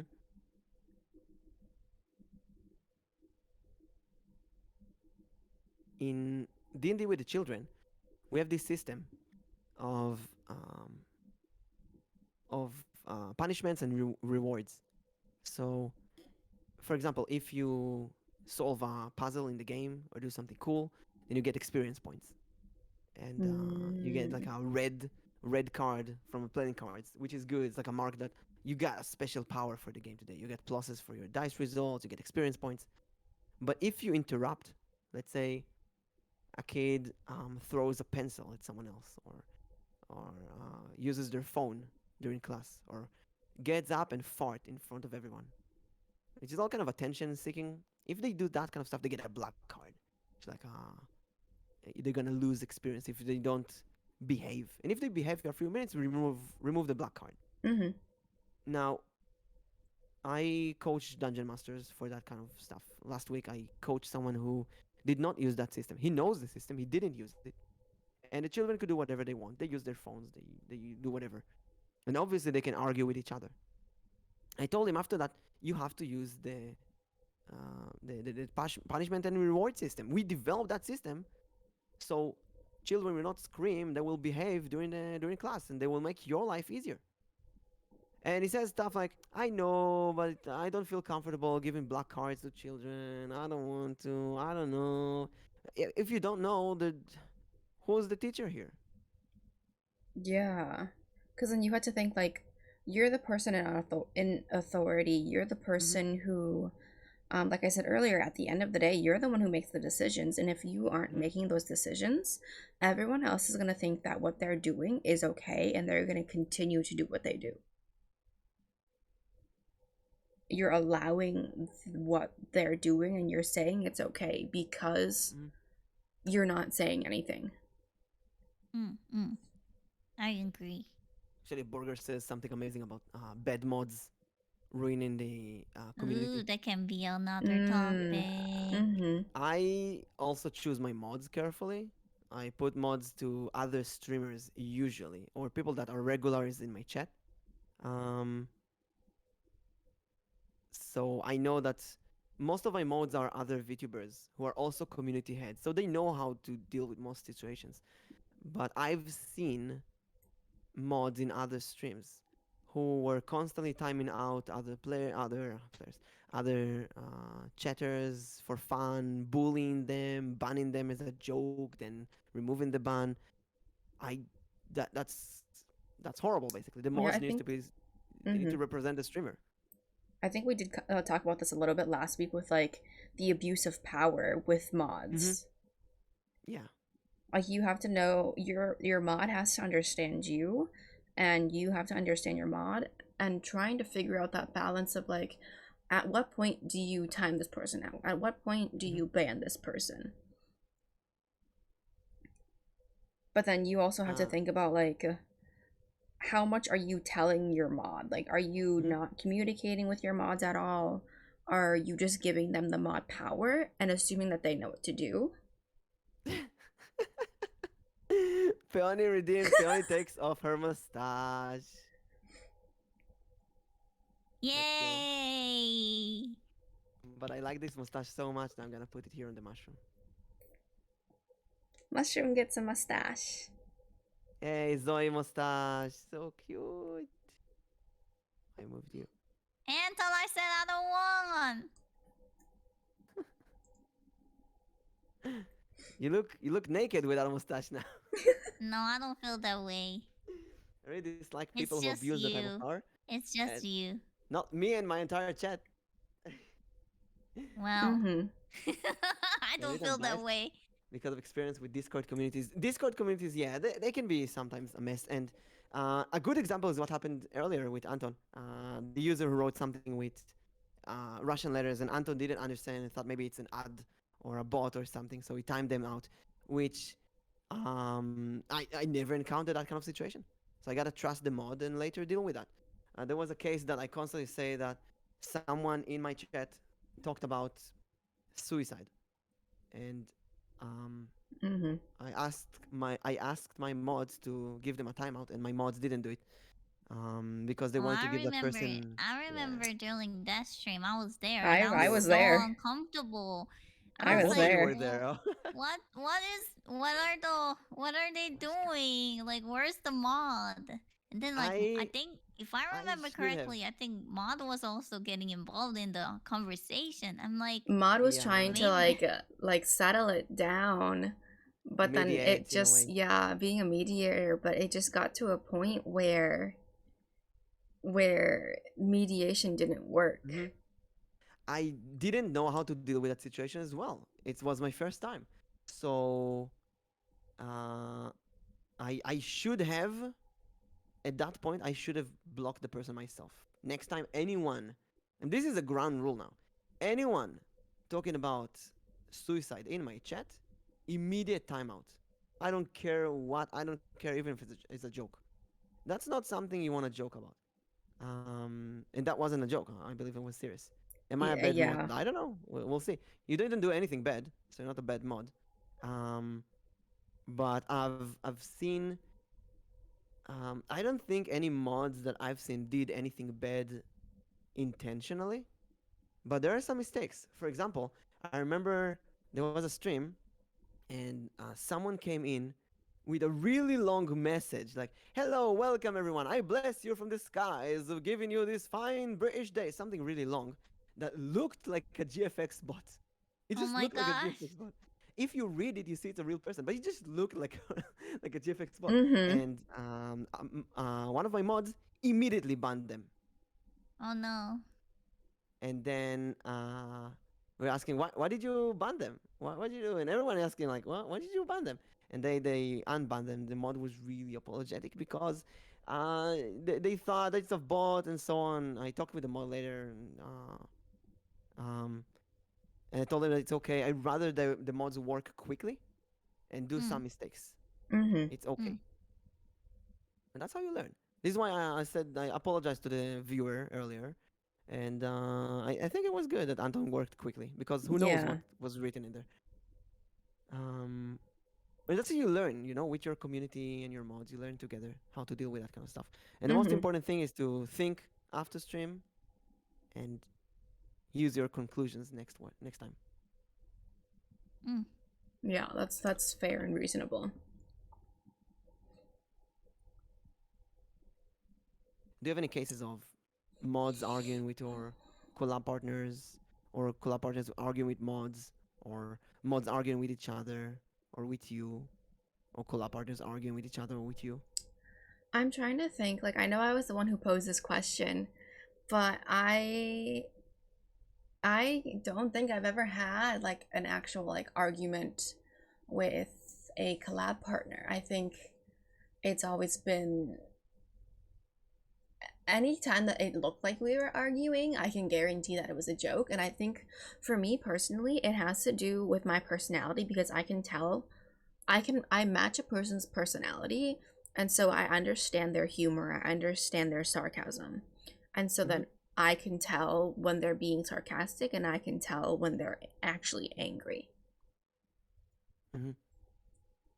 And so But I that's only if you haven't know if you know the people. yeah, and that's only when I know them. And that's what the reason why when no one like I reach out for to people for collabs is because I know them. I know their humor, I understand their humor. Um and I'm comfortable with that. Actually, it's a nice topic for Peony as well. I know that Peony collabs with Ban, her friend, and Mm, sometimes mm, they mm. tease each other on stream. And the same Alnichi collabs with her friend Cleo, and they tease each other on stream a lot. Um, but I've seen some viewers who were uncomfortable with that kind of situation, thinking maybe they are actually shit talking each other, like seriously Mm, disrespecting each other, Mm, because you never right. know how close they are. yeah.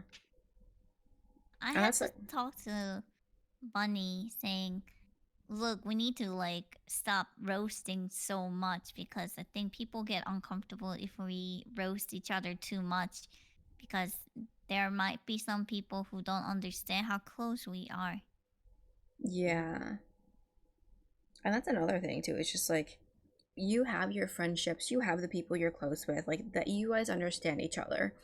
But your viewers, your chat, they don't know what's going on behind the scenes. They don't know what's going on when you're not streaming. And so they can only take what they see on stream at face value. And that's a key point is whatever they see is they see it as it is. They don't know any background information. They're just seeing everything for the first time essentially. So you could have someone who you stream with often, constantly, but it could be that you stream with them because you enjoy streaming with them. Um, Chances are that you guys aren't close is little to none. But people, even if you stream with that person 10, 20, 30 times, no matter how much you stream with them, your viewer, your chat won't understand what your relationship with that person is because you guys have that background with each other. You have that understanding of this is this person's humor, this is this person's sarcasm, this is what they enjoy, this is what they hate. Your viewers Actually, don't this know that. this is something that I can understand in real life as well. If you see two people arguing, Mm-hmm. or not even arguing, like a man and a woman, for example, right, teasing each other. Uh, I'll give you. You know what? I have an example actually. Actually, I have a real life example. Misana and I, we back in November, we were uh, we were on stream even. We were joking so much. We had no limits basically. We were talking about so many dark things and dark humor, and we constantly said stuff that might be offensive to some people, Mm. to each other on stream, and we didn't care. Um, But some people I know that watched that and felt really uncomfortable. Like, how does he say that kind of stuff to her? How does she say that kind of stuff to him? And we did that because it made us laugh. We were joking about it. This is how we talked. But some people didn't get it because they don't know what's happening behind the scenes. Mm-hmm. Dream, hello. Welcome in, Dreams. Welcome, Your audience as well. welcome. In real life, though, I remember having this friend, a female friend, and we were shit talking each other nonstop. And one day we were with a group of people, and there was a guy there who, when I was shit talking her and she was shit talking me, he actually came in and say, "Hey, stop that! Don't you see that she doesn't like it?" And he had no idea that we are close friends and we do it constantly. And it made both of us feel very uncomfortable. We can just we didn't want to tell him, "Hey, go away!" Like you don't understand the interaction here. Welcome, Zero. Welcome, welcome. You're Welcome. Oh. Hello. Yeah, like that interaction can be both on stream and off stream.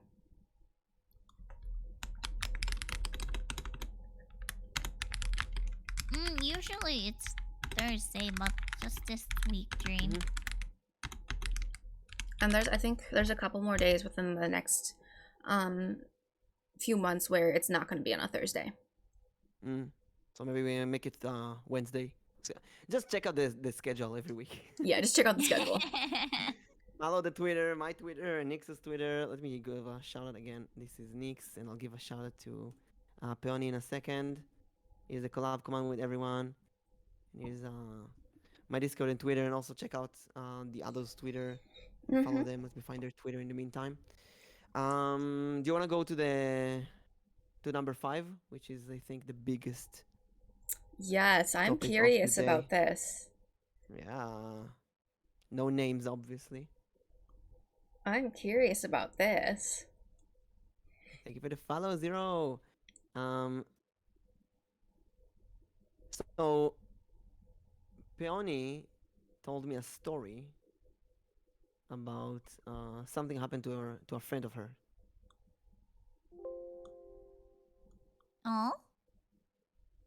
And this is our code to say that you want to talk about something that happened to you, but you don't want to say it. So you say, "This is something that happened to a friend of mine at work a few months ago." And then you say exactly what happened to you a few days ago. Do you want me to say? It was on my stream, after all. I mean, it's your stream, so. So on my stream, we played the best game ever, Barney hide and seek adventure, and obviously Peoni and Alnichi enjoyed the game very much. They actually You enjoyed mean it the so much. game that you played without our consent? Yes, they trust me so much right now that they are willing to play any game with me, even without telling them what game it is. And they really loved the Barney. They felt wholesome, and Peony even said during the game, "Oh, this game is so sweet and so wholesome." After the game, we had some chat about relationships and love, and someone joined the stream and got into an argument with us, stating their opinion, and they said their opinion very strongly. I tried Wait, to I kind think of. it was mainly me. Yeah, but I say us because I don't want to put you alone there. And Chet tried to help to calm things down. I tried to help. And the thing is, I didn't want to time out that person because of two reasons. One, they didn't use any slurs or harsh language. They did use caps and exclamation marks. So it made us feel like they're more angry than they should be. While they were arguing their point. And their point was that they think differently. Arrow, hello. The point was that Hey, Ariel, welcome. They thought differently than us. And it made the collab partners kind of uncomfortable. And I didn't really know how to deal with that kind of situation. The issue was that Any other person, I would time them out, but that person just raided us. And they That's raid, and where they it have gets this hard. yellow frame of a raider. Now a raider is starting to get rude, not to me, to my collab partners. How do I deal with that? I remember that time when the person was writing in the chat. My heart was like racing, and I was like, ugh. I felt so uncomfortable. And then after the stream was over, I thought about it. Like, I couldn't stop thinking about it. And then I couldn't stop thinking about how I ruined the entire stream because it was so uncomfortable. And then I apologized to Mimikun saying that I'm sorry I ruined your stream. And what did Mimikun say? Mimikun said it was okay. I can Mimikun said it was imagine. great content. Also, this is the Twitter. Please follow the Twitters. They're adorable. Mimikun said this is great content. Why are you apologizing? I feel like Mimic would say this is it's okay. Let's put it on the podcast. That's Yes. exactly what he said. And that's what we did. But like told- I remember how uncomfortable it was. I was like, oh, I was like, oof. I don't want to think about it anymore. In a way, it was very exciting afterwards because I never dealt with that kind of situation, and I want to learn from that. Now, when I think about it, doesn't matter how many people that person had a raid in. Let's say they had a raid with 100 people. Doesn't matter even if they have just gifted 100 subs. If they are extremely rude, they gotta get a black card. They have to get timed out. So here's the system. First, I'm gonna say, please respect my collab partners. If they keep being rude, I'm gonna have to time them out. If they keep being rude afterwards, I'm gonna have to ban them. Mm-hmm. And I mean, collab partners need to come first before the chat. Because I think of myself as a service giver. I'm an entertainer. Basically, chat is my boss. Chat is the ones who are paying with watching ads and subs and bits, so they come first. But when I have guests like collab partners, they should come first before the chat even, because they do it for free. They work for free. You're not getting the money that I get from bits or subs, and same with in your channels. Mm-hmm. It's so you come first. You're top priority right now. If someone is rude to me, that's fine. I deal with it. But if someone is rude to my collab partners, that's unacceptable. It makes sense. Did you two have any encounters with problematic raiders, subscribers, long-time viewers? I will say that I'll put it out there that I had a few people who I had to remove completely. And when I say remove completely, this included taking away their founder badge. Wait, you can do that? Yeah. How? Tell me later. This includes taking away their founder badge, but when you take it away, they will never get it back. And that for me showed that was where I drew the line. Because there are boundaries where everyone has boundaries to the fact that he doesn't know. Everyone has boundaries that they set for themselves, for their chat, and for their collab partner. And I think once you start creeping on the portion of where we're on shaky waters, that's when you start to consider what you should be doing next. And I think for me, I let the boat shake a bit too much. In terms of a raid that brought in people who I disagreed with or felt uncomfortable with, I have yet to experience that. I'll be honest, like there haven't been that many situations where I have felt uncomfortable on stream.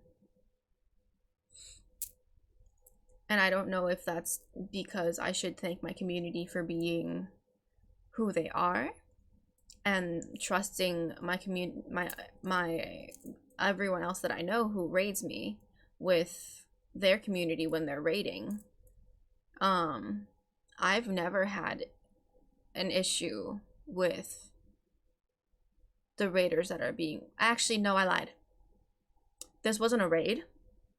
I can think of one distinct experience where it wasn't a raid, but it was a collab where the person who joined my chat was from the other person's stream. And I didn't acknowledge what they were saying, essentially. And it was basically, what they were saying is like, oh, and like I enjoy the theme of my mushroom. I enjoy it a lot. I think it's funny, I think it's great, it's entertaining. But this person specifically pushed it to the point of, oh, you're selling shrooms, where can I get some? And kept on pushing that and saying, you're selling drugs, where can I buy these? And I just did not acknowledge their comment. And so because I didn't acknowledge it, they just ended up not asking and then left and went back to the other collab stream. And I think I easily could have timed them out, banned them. But in that moment, because I didn't acknowledge their comment, I was kind of creating that wall between their comment and me. Because the second I acknowledge that, I'm allowing them to say that. Like, unless I'm saying, no, don't say that, and putting them on the spot, which I'd rather not do, is like putting them on the spot and then calling them out in front of everyone who's in the chat. I would rather just not acknowledge them and then have them understand that way. Because by not acknowledging it, I am not allowing them to say anything more or further.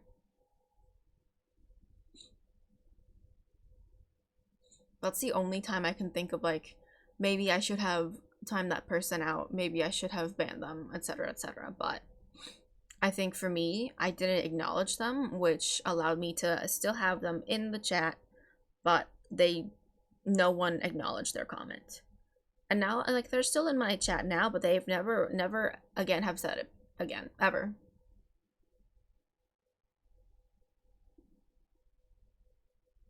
I think that's a good way too. If the person knows how to read the room. Yeah. But then, like, there are people who also are incapable of reading reading the room, and then that's really difficult. And then at that point, then we really need to say that, dude, you can't do this no more.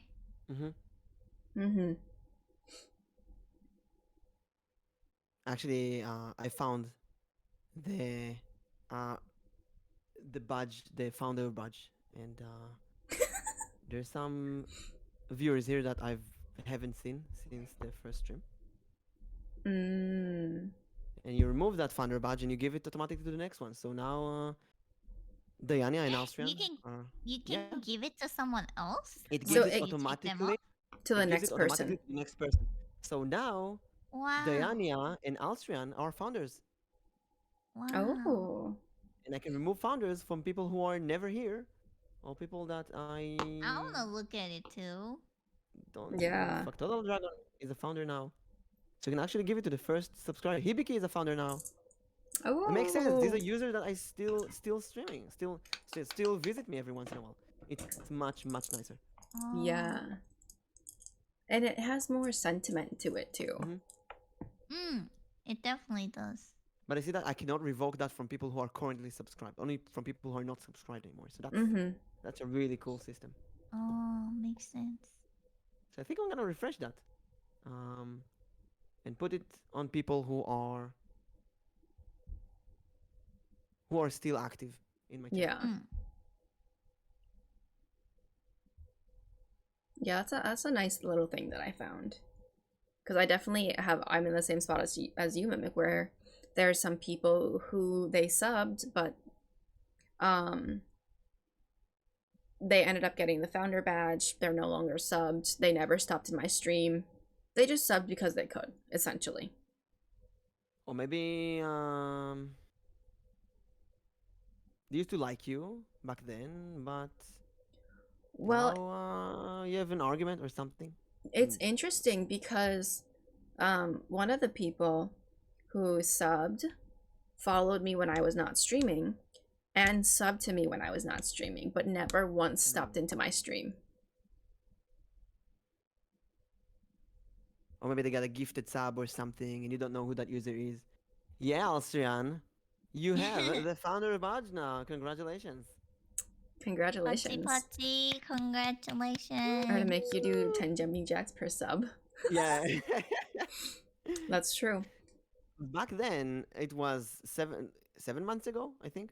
I got affiliated, and there are people who I don't really hang out with them today for various reasons.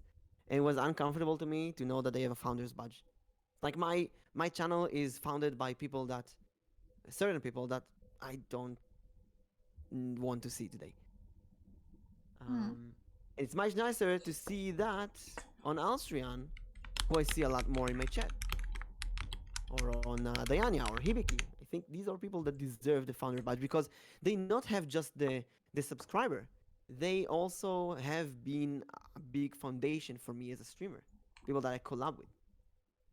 What's the little dinosaur badge? There's some people who have it.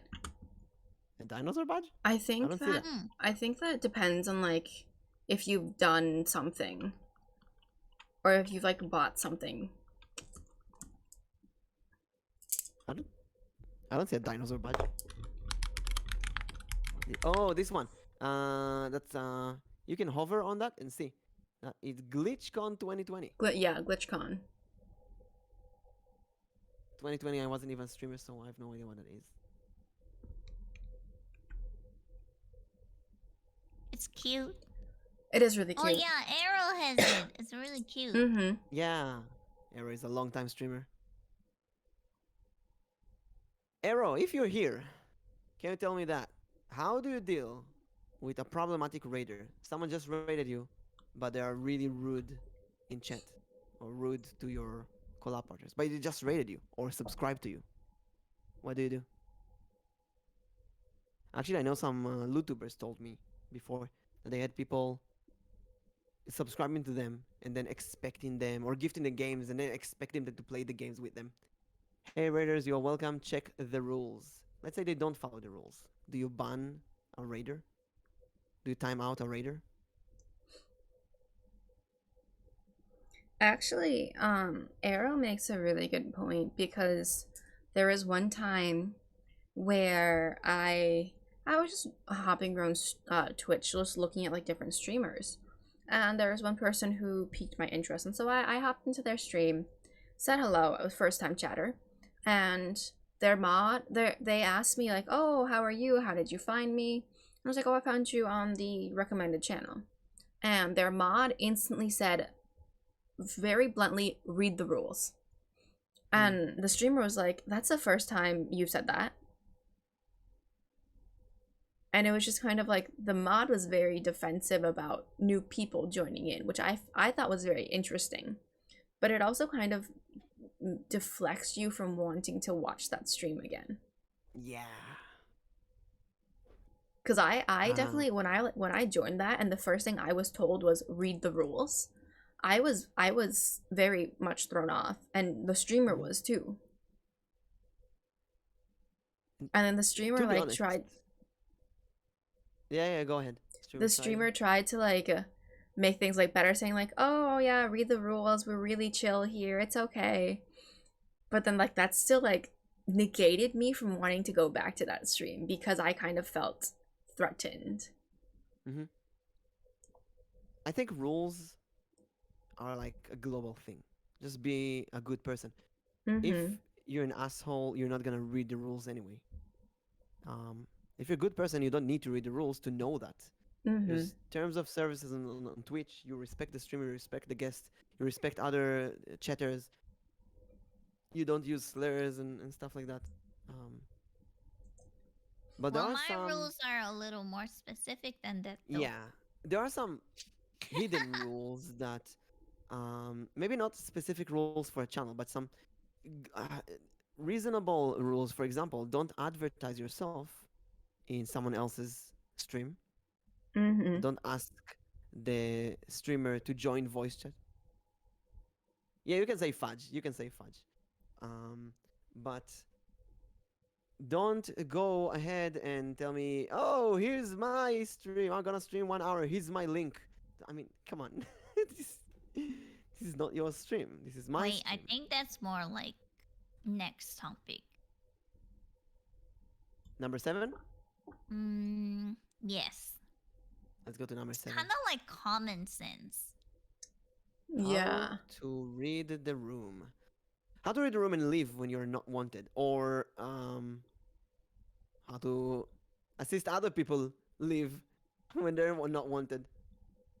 Self prom is really Wait, cringe. but Yeah. I didn't understand the part. What do you mean leave the room? Okay. Like, So what how room are we talking about? how The to read the chat. room? Read the room is like here, chat room, virtual room, a room channel on a voice channel. A Oh room could my be gosh. any I place that see, you I are see. with other people, and you feel like you are unwanted or that there is a danger. I constantly talk about this VTuber group that I was a part of, Hmm. and I didn't see. I could see things going bad. I didn't understand how bad, and I didn't live in time. Um, and I got hurt from staying a bit too long. There are some other people who could read the room and leave quickly, but I was maybe Arrow. I left in time. Arrow left, and Arrow told me to leave as well, but I said I can stay more. And a week later, it was too late. So, um, Oh, then I understood this topic wrong then. mhm. Being a part of a VTuber group doesn't respect you, for example, but you're afraid of leaving because they might harass you. This is something that happened to a friend of mine recently, and they talked about this to me. A real friend, not me. They were a part of a VTuber group, and someone in the group started to make them uncomfortable, but they were afraid of leaving the group because they felt like if they leave, then that person will harass them publicly for leaving the group. And Hmm. I recommended to leave the group anyway because of what happened to me. I know that it's better to leave people now and get burned instead of staying and get burned even more. And fortunately, they did leave the group, and they feel so much better. And then I gave them a list of people that they can collab with instead, because that group was very limiting to them. But how do you know that? Because even if you have red lines, red flags, when you are in the situation, you might not recognize that. Yeah. Especially if you're put on the spot too, it's hard. I think this kind of goes back to like when you gauge your own comfort level. I think the second when you start to become uncomfortable and you can notice if you are able to notice the other person Mm-hmm. being uncomfortable, I think that's what really plays a factor in it. It's like But let understanding me your challenge own. you. Let me challenge you. Uh, as an actor on this virtual stage, I want to be professional. I had, I think, two cases of people leaving a stream.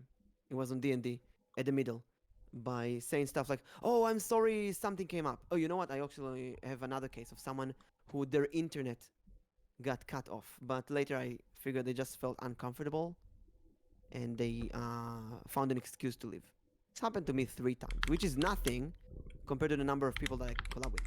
When that kind of thing happens, when someone use an excuse like, "Oh, I'm sorry, my friend, my family members called me, I gotta go and help them," makes you feel like you lost control of the situation. And Mm-hmm. I don't want that to happen. If I suffer in a stream, I will stay there. I will stay at least for an hour. because I don't want to make other people uncomfortable that I left because of them. Yeah. Did you have any extreme situation that you had to leave a stream or a collab? I haven't. Well, actually, let me rephrase that. Among Us collab. For me, this was off stream. This was off stream. I was not comfortable with the amount of chaos that was going on. And I was very close to saying, oh, I'm really tired. I think I'm gonna head out for now, because this was like 10 or 11 p.m. So it was true that I was tired, but it was also that I didn't want to continue playing with them. But then it just so happened, like, the next round that I was gonna say that was when most people were already hopping off. But that was really the only time that I can think of where I was just not comfortable and happy playing the game.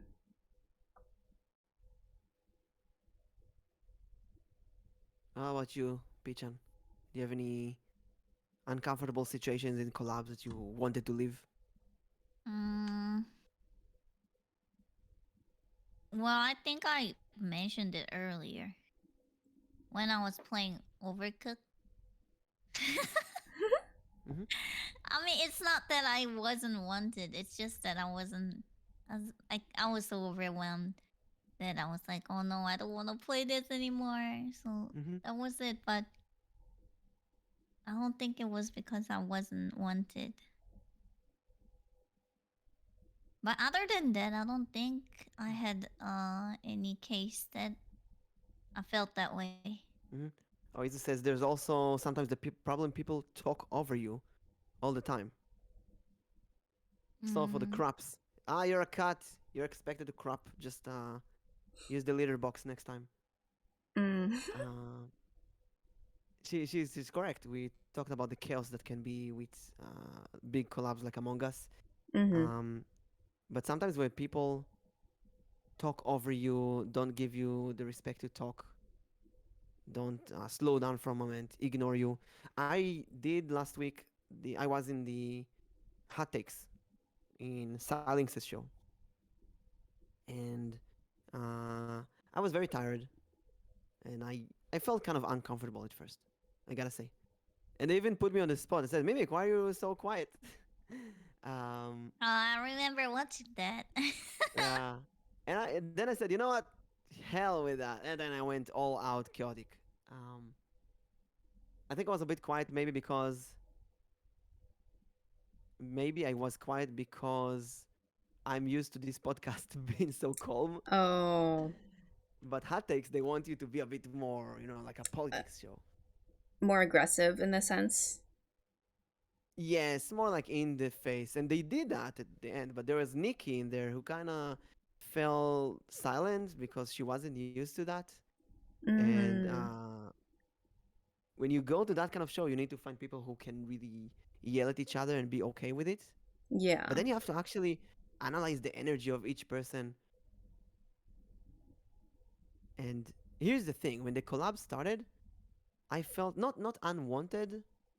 I think not wanted is like I think I'll change that. Instead of not wanted, it should be like uncomfortable, uncomfortable.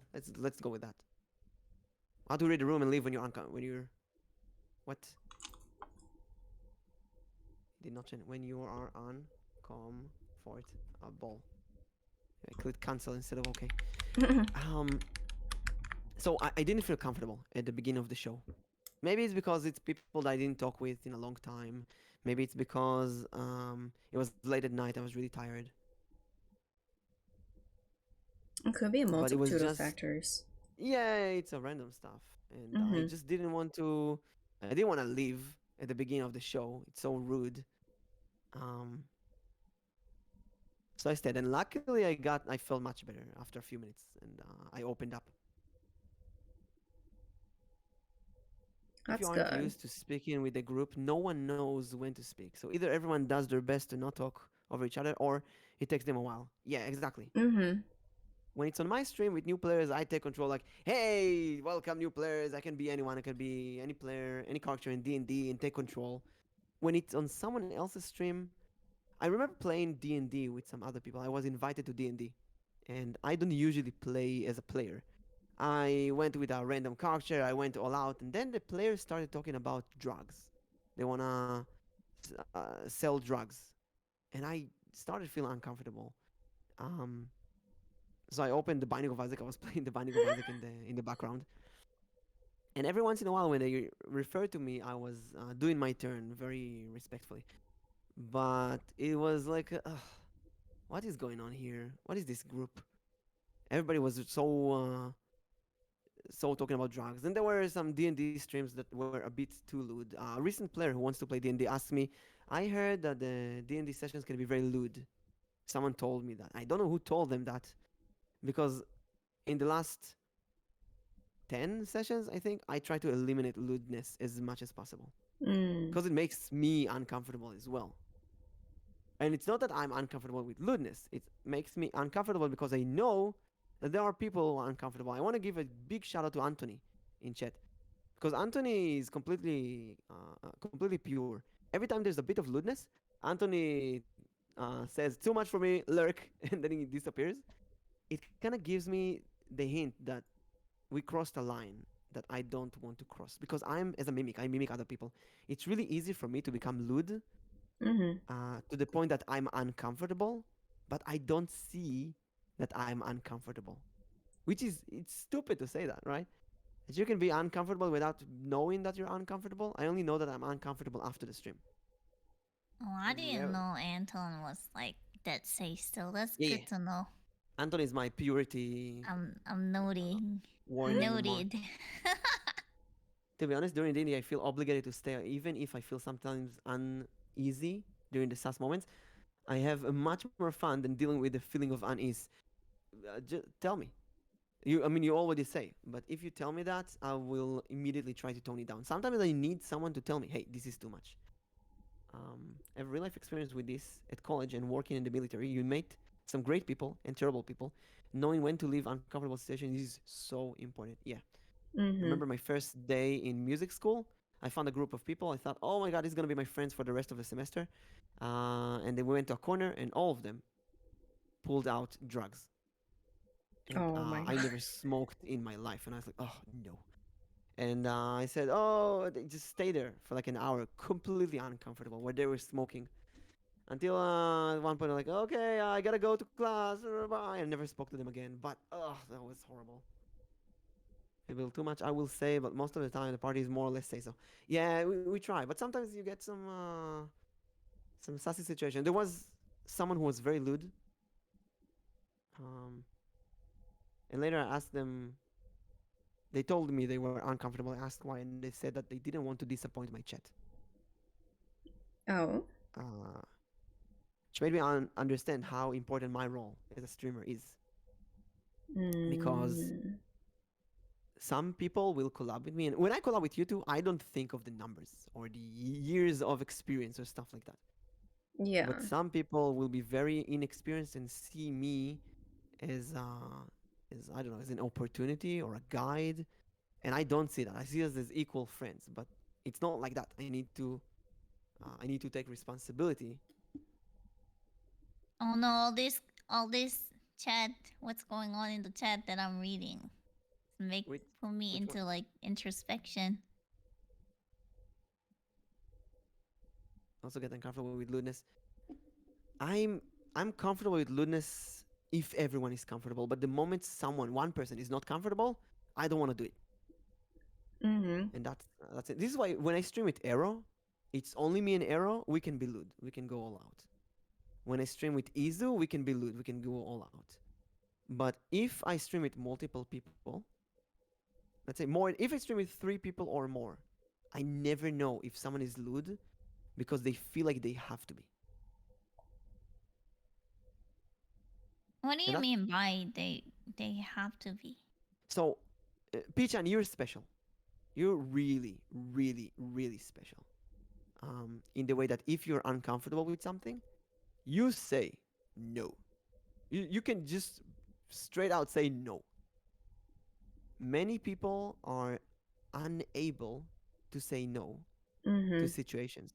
And many people will even act a part of a situation that they are uncomfortable with because they are afraid of what will happen if they say no.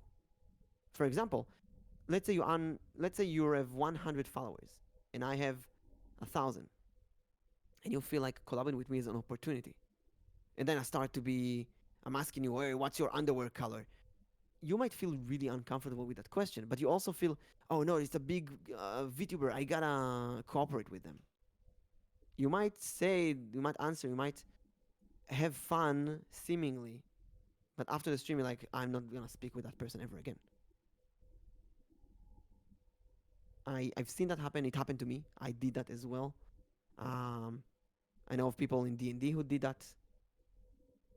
Not necessarily because I was lewd, but because some other people in the group were lewd, or something got out of control. Um, as a streamer, we need to read the room for other people. That's what I'm saying in Mm-hmm. collabs.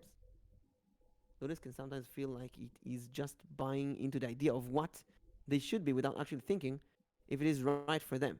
AKA, some people don't consider if it is right for those situations or themselves. Yeah, it looks popular, so people do it. Yeah.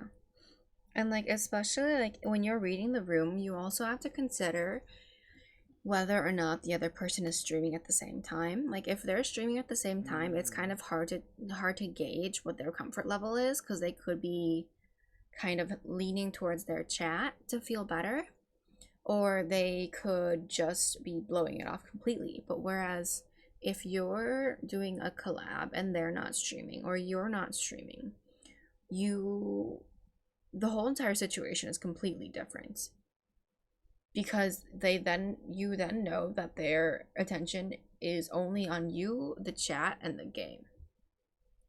Mm-hmm. And with that, they have nowhere to deflect to. They're already stepping out of like their comfort zone by being with a new chat. Like they don't know how your chat is. They don't know what your chat says, does, communicates with you. Like your chat could be going back to earlier, could be honestly like nicely bullying you, and your collab partner could be seeing that as like they're being extremely rude and mean. Mm-hmm. And it's just trying to figure out their uncomfortness when you're streaming, when they're not streaming, but you're doing a collab together, and then the uncomfortness of when they're also streaming, they have their chat and you have your chat as well. When I started doing collabs, there were a few VTubers who, before the collab, asked me to do a private interview just to see that we were vibing the same way. And there were some VTubers, girls, who told me, I just want you to know that I can be very lewd, very sassy. I can be kind of bully with my chat. I want you to tell me that you're comfortable with that. And I usually say, oh, the hell, do whatever you want. Oh, give Peony a newspaper. A That's newspaper. great. A newspaper. That's Newspaper is okay. No mustache. No mustache. Let me find a lewd magazine. Let's start. Oh my Let's start gosh. slowly. What is this? We're starting slowly. We start with a newspaper, and then we'll go to a mustache later. Give them Oh, the no newspaper mustache. No. Give them the newspaper. Well, The earlier newspaper. Mimic said that I'm so special for saying no, so I'm gonna say no. I said I don't want mustache. You make a really good started with the point news. because even earlier when everyone asked for the mustache, you expressed your concerns immediately, which a lot of people don't do that. Mm-hmm. I don't like it. Told you she's special. Mm-hmm. Here, Peachan has the news. I mean, VTubing is fun, but in the end, it's like you're doing it for fun, right? But like, if you're not having fun, then what am I doing? Mm-hmm. I feel like Yeah. I feel like more streamers should have more respect towards themselves Otherwise, it's not gonna last long. If you're doing stuff that you don't want to, it can't be fun, and then you're gonna lose passion for it. Exactly. Yeah. You gotta praise redeem. Tell Peony how handsome and manly the mustache make her look. Peony, Pichan, that mustache make you the most manly and and handsome that you've ever been in. You look gorgeous as you are, but that mustache, oh my god, makes you it makes you blindingly beautiful. That's I call this gaslighting, and it's not gonna work. It's not gonna work on Pichan. She's a master at rejecting things that she doesn't like. She's a great inspiration to me. Which is honestly great. I think we can change this question to something even simpler. As VTubers, how to say no? It's as simple as that. How to say no. I think we dwelled about this a bit last week. And let's say that you get Yeah. invited to a collab that you don't like, which we talked about today. Or let's say you're invited to a collab with someone big, but maybe you feel uncomfortable. Or let's say that you schedule the collab, like Pichan said, and then you do your research, and then you figure out that something is wrong with the person. You don't want to collab with them at the end. How do you say no? Peony, how would you say no? Wait, can you rephrase it again? How to say no When when you're not comfortable with something, when you got a really good opportunity but you don't want to do it, when you feel like if you say no, you're gonna disappoint someone. Well, you have to think about yourself. If you can't love yourself, how can you love others? Mm. If you're not kind to yourself, how can you be kind to others?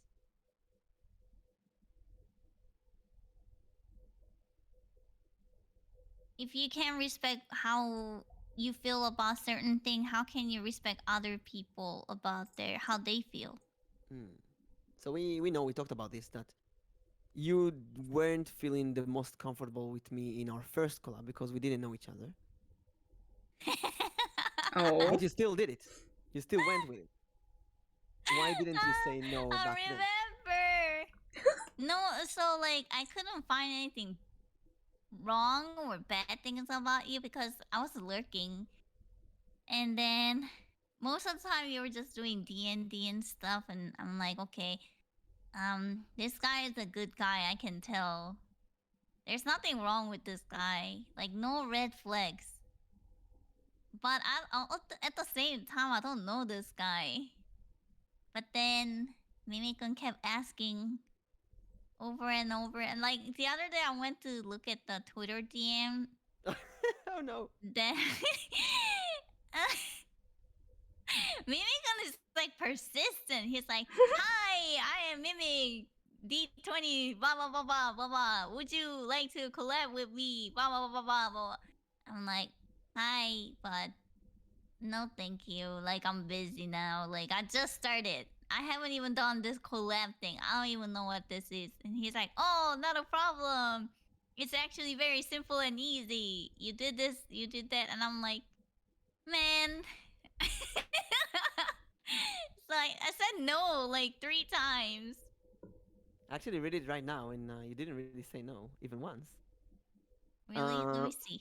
Yeah. Well, So here's the thing. indirectly I said I can't do this. I can't do Indirectly. that. You didn't even say that. You dodged. So let's look at that. She says that she has many people who ask her for collab.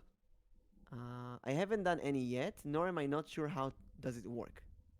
And then I explain, I give her an example video because I'm stupid. When you tell me stuff like that, I don't get the hint. And then I give her a clip. I really thought that if I said that I don't know how collab works, you'll be like, "Oh, never mind. I don't want to deal with this noob." I told you, I thought you will leave. You're American. American do that. It's a hint. Didn't leave. I'm not interested. But Israel is you tell us, let's do lunch. You like open our diary. Okay, when do you want to do lunch? Oh my gosh. And then she answers, okay, I will watch it now. And then she says, this looks so much fun. Yay, collab is the best. But I'm not sure if I'm mentally ready. So, I said whenever you're ready. And then I think I'll let go. But you said that you're afraid you're gonna be shy. So you kind of go around instead of saying directly no. You see, like, again, I did research on you, and then it seemed like you're a really nice person. It's just that I wasn't ready. So I didn't want to be like, no, never again. I just don't want to collab with you. Period. Never contact me ever again. I didn't want to be like that. We just couldn't find shared common interest. Until you until you found out that there is this game that I really like. That The you're unveiled. like you were like, would you like to play this game? And I was like, oh, you know what? If it's this game, I would like to collab. But at the end, you still, if it was, let's say, if I would cancel the collab in the last moment, you would be happy. Maybe. So I'm saying, in my case, in our case, it ended up good. But if there's someone who's really persistent, how do you? Like, I mean, it's just you didn't really give me any red flags. so I have some people right now who are very persistent. Like I was persistent. They're very persistent as well. But They're weren't they persistent. nice to you, or are they nice like They're you? nice. They're nice. They're Okay, persistent. then give them a chance. But I don't want to. I just don't want to. There's no reason. I just don't want to. Because I know that if I collab with X, it's instead of Y. If I collab with someone, it's instead of doing this. It's instead of studying. It's instead of, you know what? It's instead of talking with Peoni or Alnichi or Nyx. It comes instead of something else. And sometimes, even if the most nicest person, I might rather give the priority to someone else. And then Anton says stuff like, "You just hate me." Now I know he's joking, but it gives me the feeling, not just with Anton. Anton, I know his jokes, but it gives me the feeling like I cannot, like I'm not a good person enough because I cannot collab with everyone. And I want to collab with everyone. I know that I used to do 15 collabs a week, and this week I have like 3 collabs. The reason is that I'm busy with other things, and I feel uncomfortable not being able to directly say no. I want to read some stuff from chat. Herman Burger says, when my friends and I are at parties and need to help, or are in the bad situation, we throw up 3 fingers on our hand as a signal and immediately come help each other. We also have verbal cues for the same reason. We interact with new people, we say pineapple. And that lets everyone know we're uncomfortable. That's how to deal with stuff. That's smart to have like a code with your friends. Wait, what's Anton talking about? Anton has a theory that I hate him. No, it's he wants to collab with me for a while. Now Anton and I played D&D multiple times. He's in one of the best D&D groups, but I count that as a collab. He doesn't count it as a collab. That's the argument we have, and I have many other people that I want to collab with. And if you play D&D with me, I kind of count it as a collab. So I want to give opportunity to other people. So going back to the topic, how to say no, I think before you decide to say no, I think you do need to evaluate why you want to say no. And then trying to give yourself a rationale. Like, why do I want to say no? For example, let's say when Mimikun asked me to collab in the beginning, I'm like, why do I want to say no? Because number one, is he a bad person? Number 2, did he raise any red flags? Number 3, like, things like that. And then all the criteria says, no, he's a good person, so that's not a good reason to say no. Second, he didn't raise any red flags, so like that's also not a good reason to say no. Third, at this point, but last time you asked me to collab, which is like play Unreal. Third reason is like, is he asking you to do something that you don't want to do? It's also no, because he's asking me to do a collab by playing the game that I very much enjoy. So like, you just didn't fit in my no list. Does this make sense? It makes sense, but Yeah. you still didn't really know me. So there was still a reason to say no. It just wasn't a logical reason. Maybe it was an emotional or intuitional reason. Well, to me, I think those are the 3 criteria that Hmm. makes me say no. Or you Izu just didn't. says, I want to read Izu's message. Sometimes it just be like that though. Sometimes you don't click with someone or their game interest. Like I don't collab with people who only want to play FPS games anymore.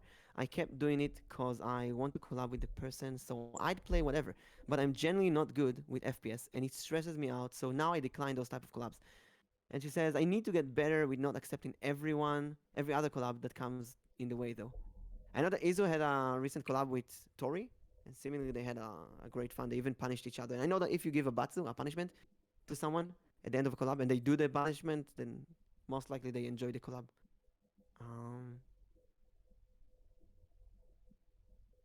I remember that. It was so fun. Let's go. It was fun for me as well because both Izu and Tori asked me for they gave me the hints that they need someone to collab with, and I said, "Hey, collab with each other." That's one way to do that. I even typed her what to type, like, "Hey, I'm Izu. Wanna collab with me?" And they collabed in the past. It was just it's sometimes really fun to make other people. Well, how do you guys say no then? So one of the first time I said no. One of the first, when I started doing collabs, I sent messages to collab to many people, and some people said really annoying things like, "I don't know you, I don't like your energies, I'm really busy right now," and the next day they collab with someone else. So I know it's bullshit. So I didn't want to give those kind of no's. And then some people started asking me for collabs, and they ask for those FPS games like Valorant, Apex that I don't like. I remember someone asked me to play a really expensive early access game. And I'm like, it's both early access and it's like $60. I don't want to do that. So I told them I don't feel like playing this game. I don't have the game right now.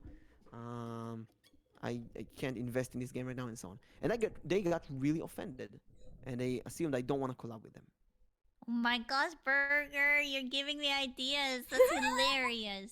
People are sending each other resumes Next to collab. time if somebody wants to collab with me, I said, "Oh yeah, sure thing. Send me your resume." Send me a resume. Oh my god. I'll You get know what? back to you to 5 to 10 business day. Actually, you know what? That brings up a really good point that I'll mention after mimics Anton, send me your CV. Anton, send me your CV too. No, he sends it to me. Yeah, your resume. Send me your resume. I will review it with the board of trustee. And then, reply you 5 to 10 business day. or never. And then it says, like, under thorough consideration.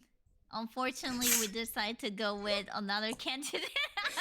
Oh my gosh. After that, there's 3 interviews and an exam. Mm-hmm. The whole process might take 8 months. And we cannot guarantee anything. Wait, that was so funny. Burger, Let's what a take good that. idea. You're so creative. What should be in a VTuber collab resume? Can I? I actually have something to say to this because I kind of do this. Let's go. Okay, so anytime someone like, I've had people say, like, ask me like, "Hey, do you want to play this game?" Or like, sometimes like when I do collabs, I ask my collab partner like, "Hey, what game do you want to play? Like, let's pick a game that you want to play," so that everyone like feels incorporated. However, I have 2 rules. Because I'm a broke student, I don't have money. It has to be either free or under like $10. The second rule that I always have to stick to is if we pick a game, you need to give me 2 days notice of what game so I can download it. Because I have the slowest Wi-Fi in the world. A 45 gigabyte game is going to take me 24 hours to download. Those are my two distinct rules that I will never like let go. Like, it needs to be in a reasonable price, because I think if you're going to be playing it once, why should you have to spend like $30-$40? Like, I can understand like spending $5-$10 on a game that you might play like once or twice. But I can't justify paying so much more.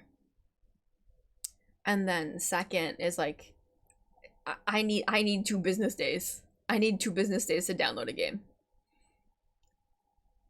And that is like the biggest, that is like, if I need to write a resume for a VTuber resume, the first 2, reasonable price, 2 business days of downloading the game. Change your computer clock to download it over 1 hour. Wait, this is so much fun. I like this. It's probably a rude thing to actually say in real life, but I like the idea of it. It is, okay, it might sound rude to be honest, but I'll be honest. My download speed is only 12 megabytes, and then my upload is just 1, which doesn't even meet. No, not talking about you, about those criteria. Talking about like when somebody asks you, "Can I collab with you?" You just tell them, "Yeah, send me your resume and CV." Oh my gosh, good. yeah. We're gonna end up on tweet longer. I Who kind do of they think they are? honestly, one day maybe. That was like my thought. My thought the first day of the podcast is, I wonder how quickly we'll get canceled. To be honest, I'm still kind of scared sometimes from time to time. when I used to send people requests for collabs, I would type this. I'm Mimikun, a D20 Mimic VTuber who loves D&D, tower reading games, and any kind of collab. How are you with collabs, or are you open to collab stuff? So I present myself, introduce myself, say what kind of things I do, and then I usually send the link to my highlight video from my first collab with Miu, which you can hear in the background. This video, which is a great representation of how a collab should be. Now, does sending these two help me get collabs? Maybe, I don't know. When you watch that, does it make you easier to see me? Maybe. I would seriously love if someone who wants to collab with me will give me a highlight video of them, like some clips, so I can see how they sound, what's their energy. That would actually make me want to collab with them, assumingly that I love their energy. There's also a risk that maybe I see their CV or their resume, I see what they've done, who they collab with, I see the VTuber intro song, yeah, Arrow, I see that, and maybe I don't like it. What if I don't like it? What if I feel like, this is not my type of person? Like Peoni, she has the VTube introduction song on her YouTube. When I wanted to collab with her, I believe she had it. I went there and watched it, and I said, "Oh, that's kind of the kind of person I want to hang out with." So that's why I Wait, approached don't you her. have one too? I want I to do. watch yours. Oh, you do? It's horrible though. I hate it. Let's watch it. Chat, don't you want to watch it? If they're gonna watch mine, they're gonna have to watch yours as well. Are you prepared for that? Alright, so what's the next question? So Herman Burger says VTuber collab resume requirements. Credit score right up top. I can't be playing with broke people. 2. Education level, master's degree preferred. 3. Marital status, must be single to be on my stream. 4. Height over 6 feet preferred. 5. Game preferences, will be playing what Wait, I is want. this burgers? Yeah, Burger saying. Criteria? Yeah, we will playing what I want, but I guess you can tell me your favorite game. I might listen. My gosh, we'll never be able to collab with Burger at all. No, actually, I kind of fit all of these requirements. You fit? Which Yeah. one? All of them. All of them? I can buy any game. I don't want to, but I Amazing. can. I have a master's degree. I'm single. Oh no, shit! I'm not 6 feet. I'm 5'8". Is that okay? You know, I can stand. I can wear tall shoes. I'll be 6 feet. And I can add my game preferences, but I match 4 out of 5 criteria. Get platform boost. See, Anton wants to watch it. Let's go watch your VTuber introduction. I'll put the link. Everyone can. You know what? Let's go. Let's do it like this. Here's my YouTube. Find it.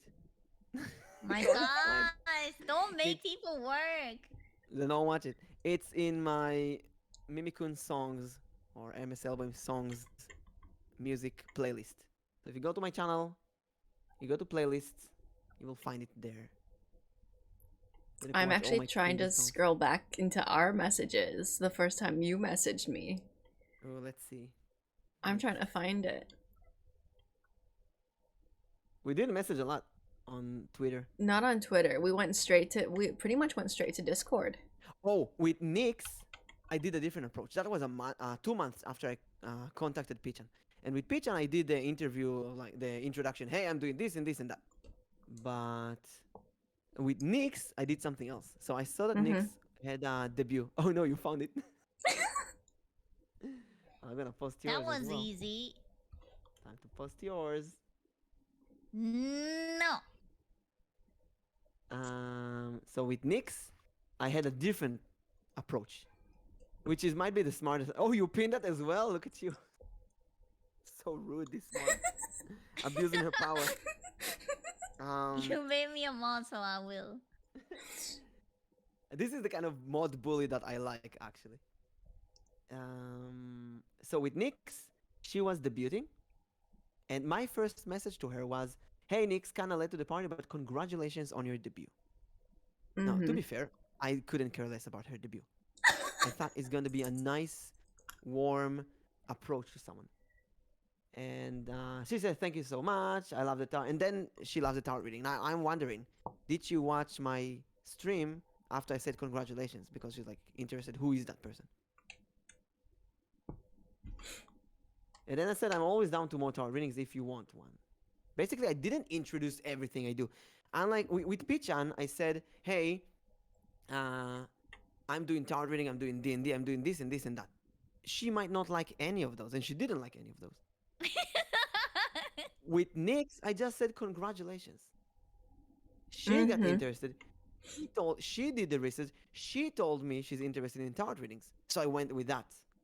If she had told me I'm interested in D&D, I would say, hey, we're always looking for new D&D players. So basically, bring it to them. And then Nyx chased after me for collabs, and I was one of the easiest people to collab with. I was instant collab that day.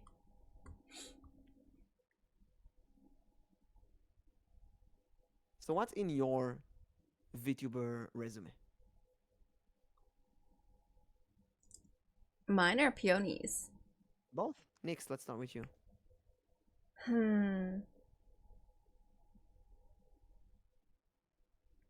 I think if we're going serious, well, first of all, my seriousness is like I do need 2 business days. I'm not even kidding.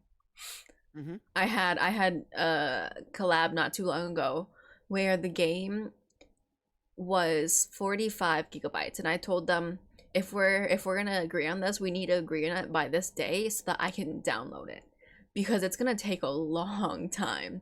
And I actually screenshotted it and sent it to them saying, this is my proof. 1 day and 5 hours was the download time.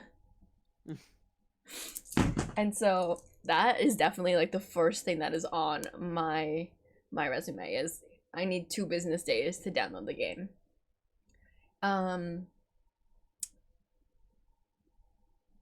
I think another is don't bring up controversial topics. If I'm doing a collab with you, and it's supposed to be like a casual game or like a puzzle game or something on the lines of that, like just don't randomly bring up controversial topics. Like if you want to talk about it after stream, I'm all for that, but don't bring it up on stream to make both of our chats uncomfortable. I would say I'm very flexible in terms of like language, because I don't care if people swear on my stream. I don't care if people are like a little lewd, because I do stream with people who are like lewd, but they're not like overly lewd to where I'm uncomfortable. But then the people who their whole entire branding is around lewdness, I stay away from. Mm-hmm.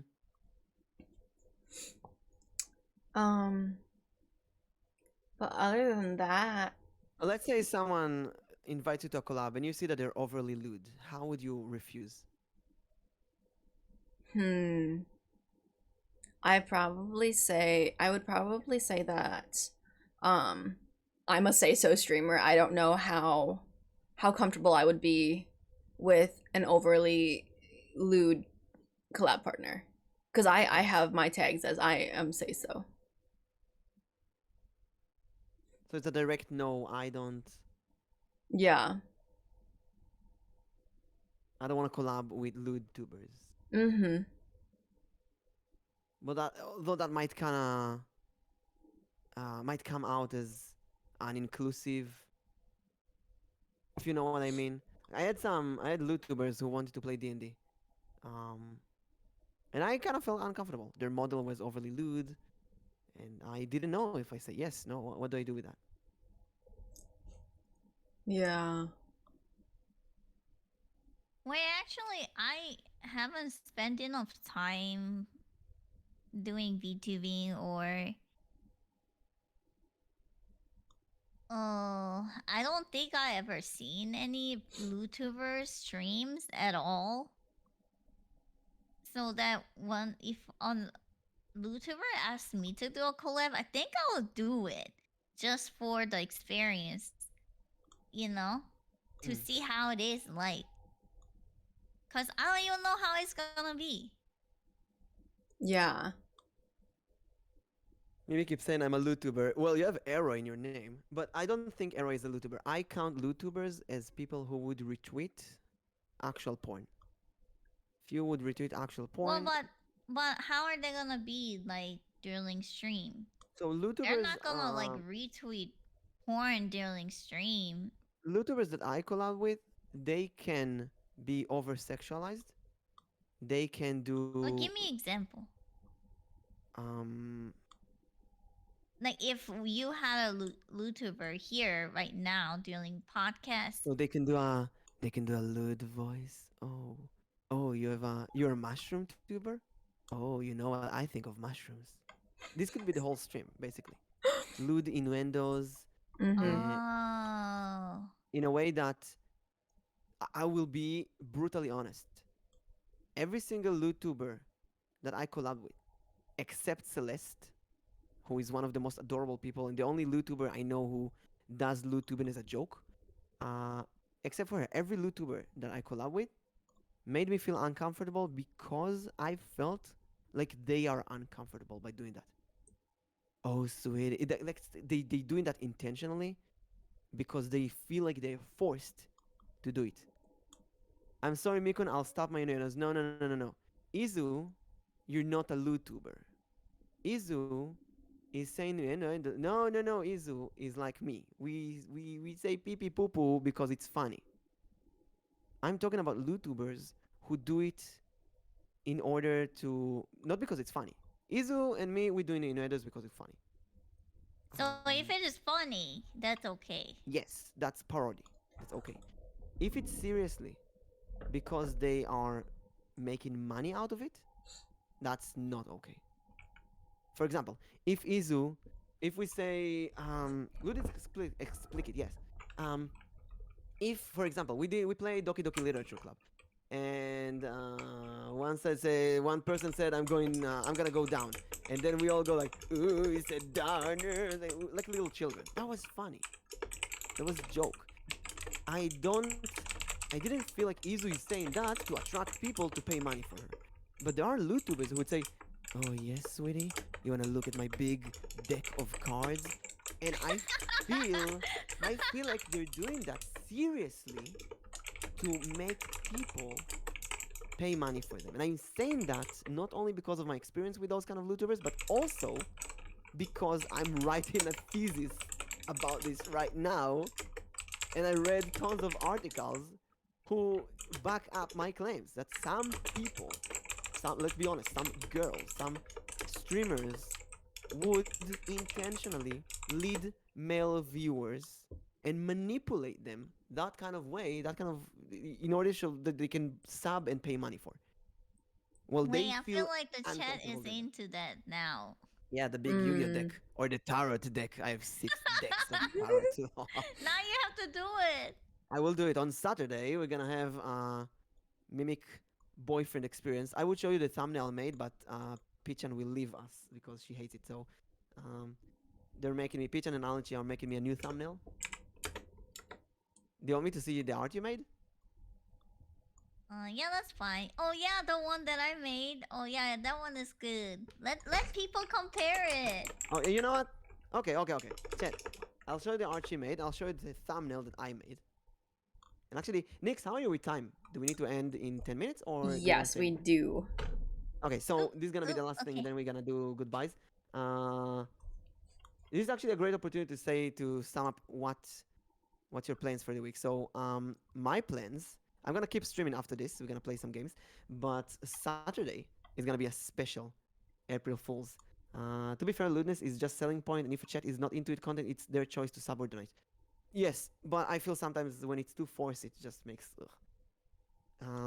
Saturday, there's gonna be 3 special things. First of all, Izu and I are preparing something. It's a good reminder, Izu, that maybe if you're ready tonight to do the thing, it would be nice to start a day early. Second, I'm going to do a special D&D session with Peoni and with Alnichi. They're gonna be in a magical girls' school, and there's gonna be some GL, some girls' love. We don't know. It's called 2 Girls, 1 Dice. Yes, we're gonna go with 2 girls, 1 dice. I have no idea what's gonna happen. Because since Peony is there and she's able to say yes and no instantly, she's gonna take full responsibility for whatever happens. It's gonna be her first D&D session as well. After that, I'm gonna do my first ever boyfriend experience on stream, which also Peony and Arnold forced me to do. This is the thumbnail I made. You can see the beautiful mustache, wine, and banana, which I think are really important. And this is the art that Peony made. Arnold is also making art.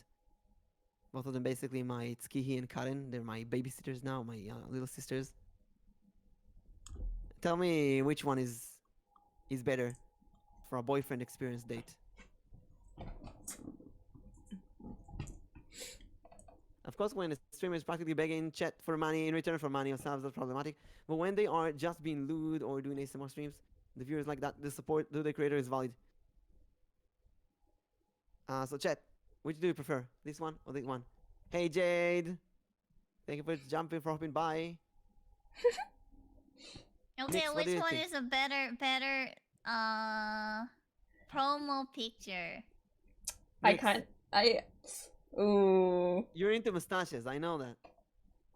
Oh my god. Look, Borger loves both of them. You see, I told you. I Peony. do When like posted both this of them.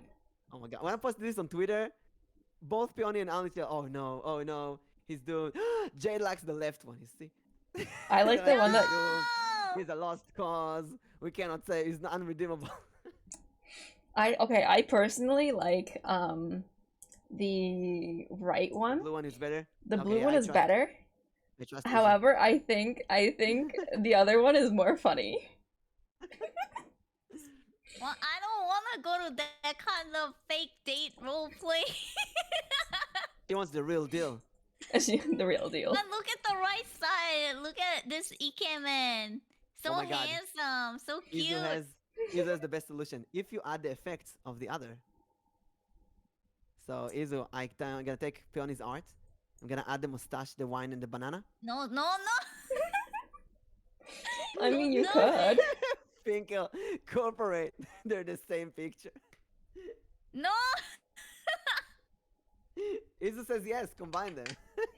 I was thinking of combining them Okay, too. but then you gotta lose the mustache. But Look at put him right next to me. I already feel good. look at that. Isn't that perfect? Okay, that's Oh, better. that is good. That is good. Oh wait, something is missing. No mustache, no mustache. No. A pink mustache. Oui, oui, baguette croissant. But you know what? He still looks handsome. He Yeah, does. That's okay. That's true. Mhm. Still handsome. To be fair, no But no mustache. mustache, no Fine. mustache. Fine, no mustache. Where's the baguette? The baguette. I'm gonna put him. Ah! There's a banana instead of baguette. I'm gonna put him next to Pichan. I'm gonna remove this. So it's gonna be fun Saturday. What about you, Nyx? What's your next? So I did say this on my stream last Friday. I am actually on a hiatus right now.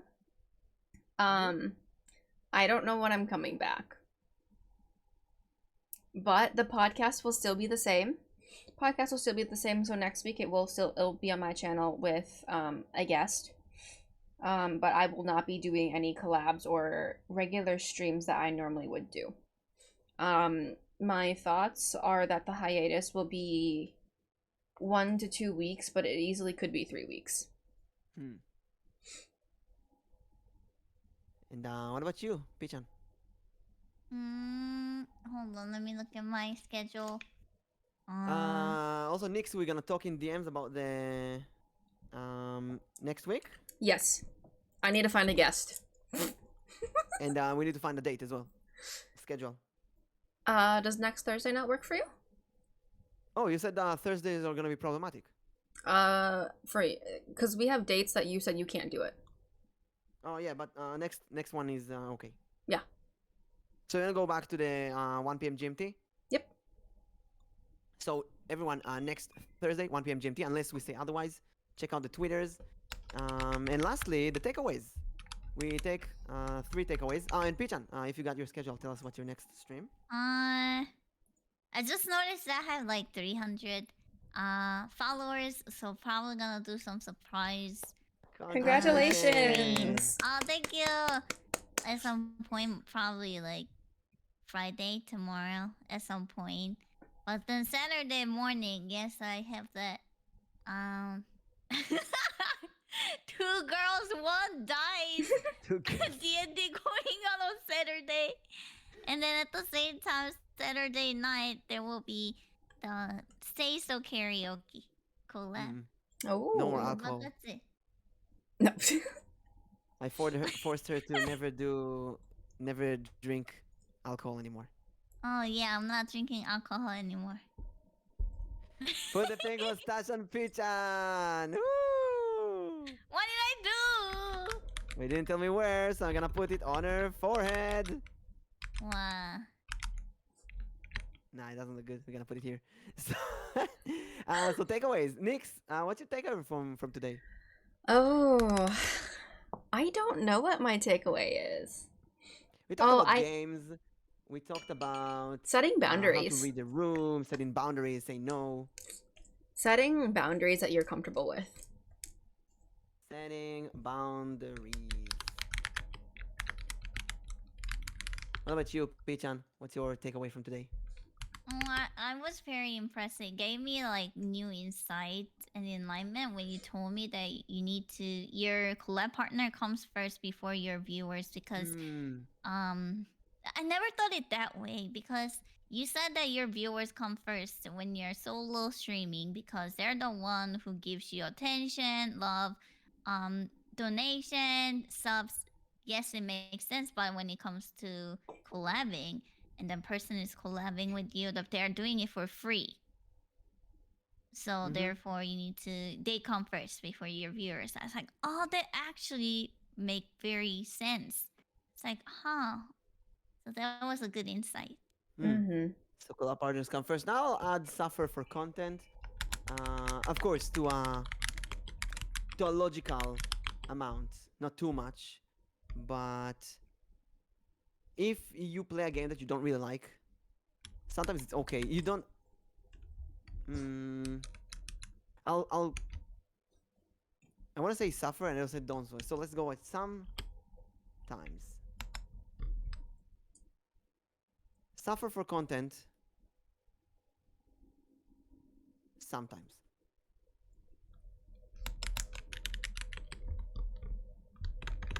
And I think that's it. That is it for today. I gave a shout out to Peach, and please follow her. And it's a shout out to Nyx. Next week we're gonna be on Nyx's channel with a special guest. We don't know yet who. But if you wanna be a guest on this show, please send us your CV, your resume. Yes. Send it to both hosts. Must include your marital status. You have to be single because there's parasocial relationship with the viewers. If you're married, they're not into you. That's a problem. If you're dating someone, that's a problem. 6 Your foot tall at credit least. score. Yeah. And if you're a girl, your boobs has to be at least 6 up. If you're a boy, PP size at least 6 inches. Hey, how did I get in here? We don't have guests yet, so we have to make do with what we have. Apply now. Apply now. Apply now. We'll see who makes the application next week. Oh my gosh, I'm never gonna be able to be invited again. It might be okay to 5 out of 6 standard. It's my booba. It's my booba. It's the obstacle. Luckily, you have some people like Alnichi who gives you booba in art. So there you go. Harry Burger makes a resume.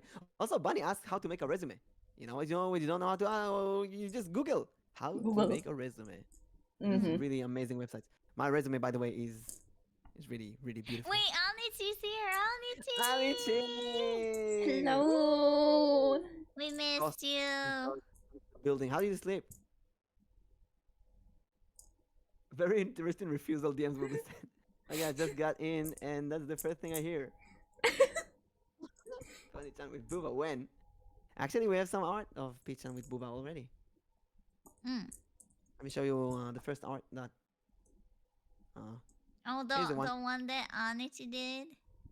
Look at that. Oh yeah, Anichi's so kind. She gave me booba that I don't have. She made it in MS Paint as well. Pretty damn Wow. impressive. So talented. That's cute. It's very cute. And that's it, ladies. Do you have anything, any last words? Something to add? Send in your resumes. Well, as always, I really enjoyed this podcast. It was my honor and pleasure to be here. Thank you so much, Nyx and Mimikun, for having here. I really love this podcast so much. I listen to it when I drive to work, and then if I miss anything, I go back and then watch the VOD. It gives me so much insight. I super appreciate you two for doing this stream. Thank you for waking up at 4 in the morning for my schedule. It was so worth it. Of course, I will do it again if I could.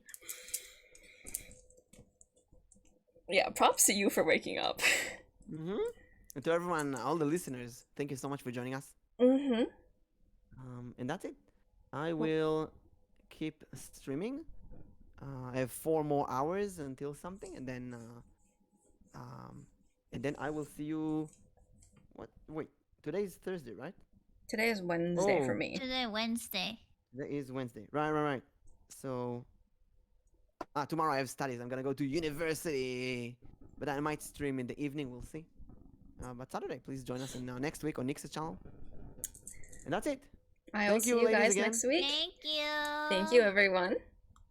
Bye-bye.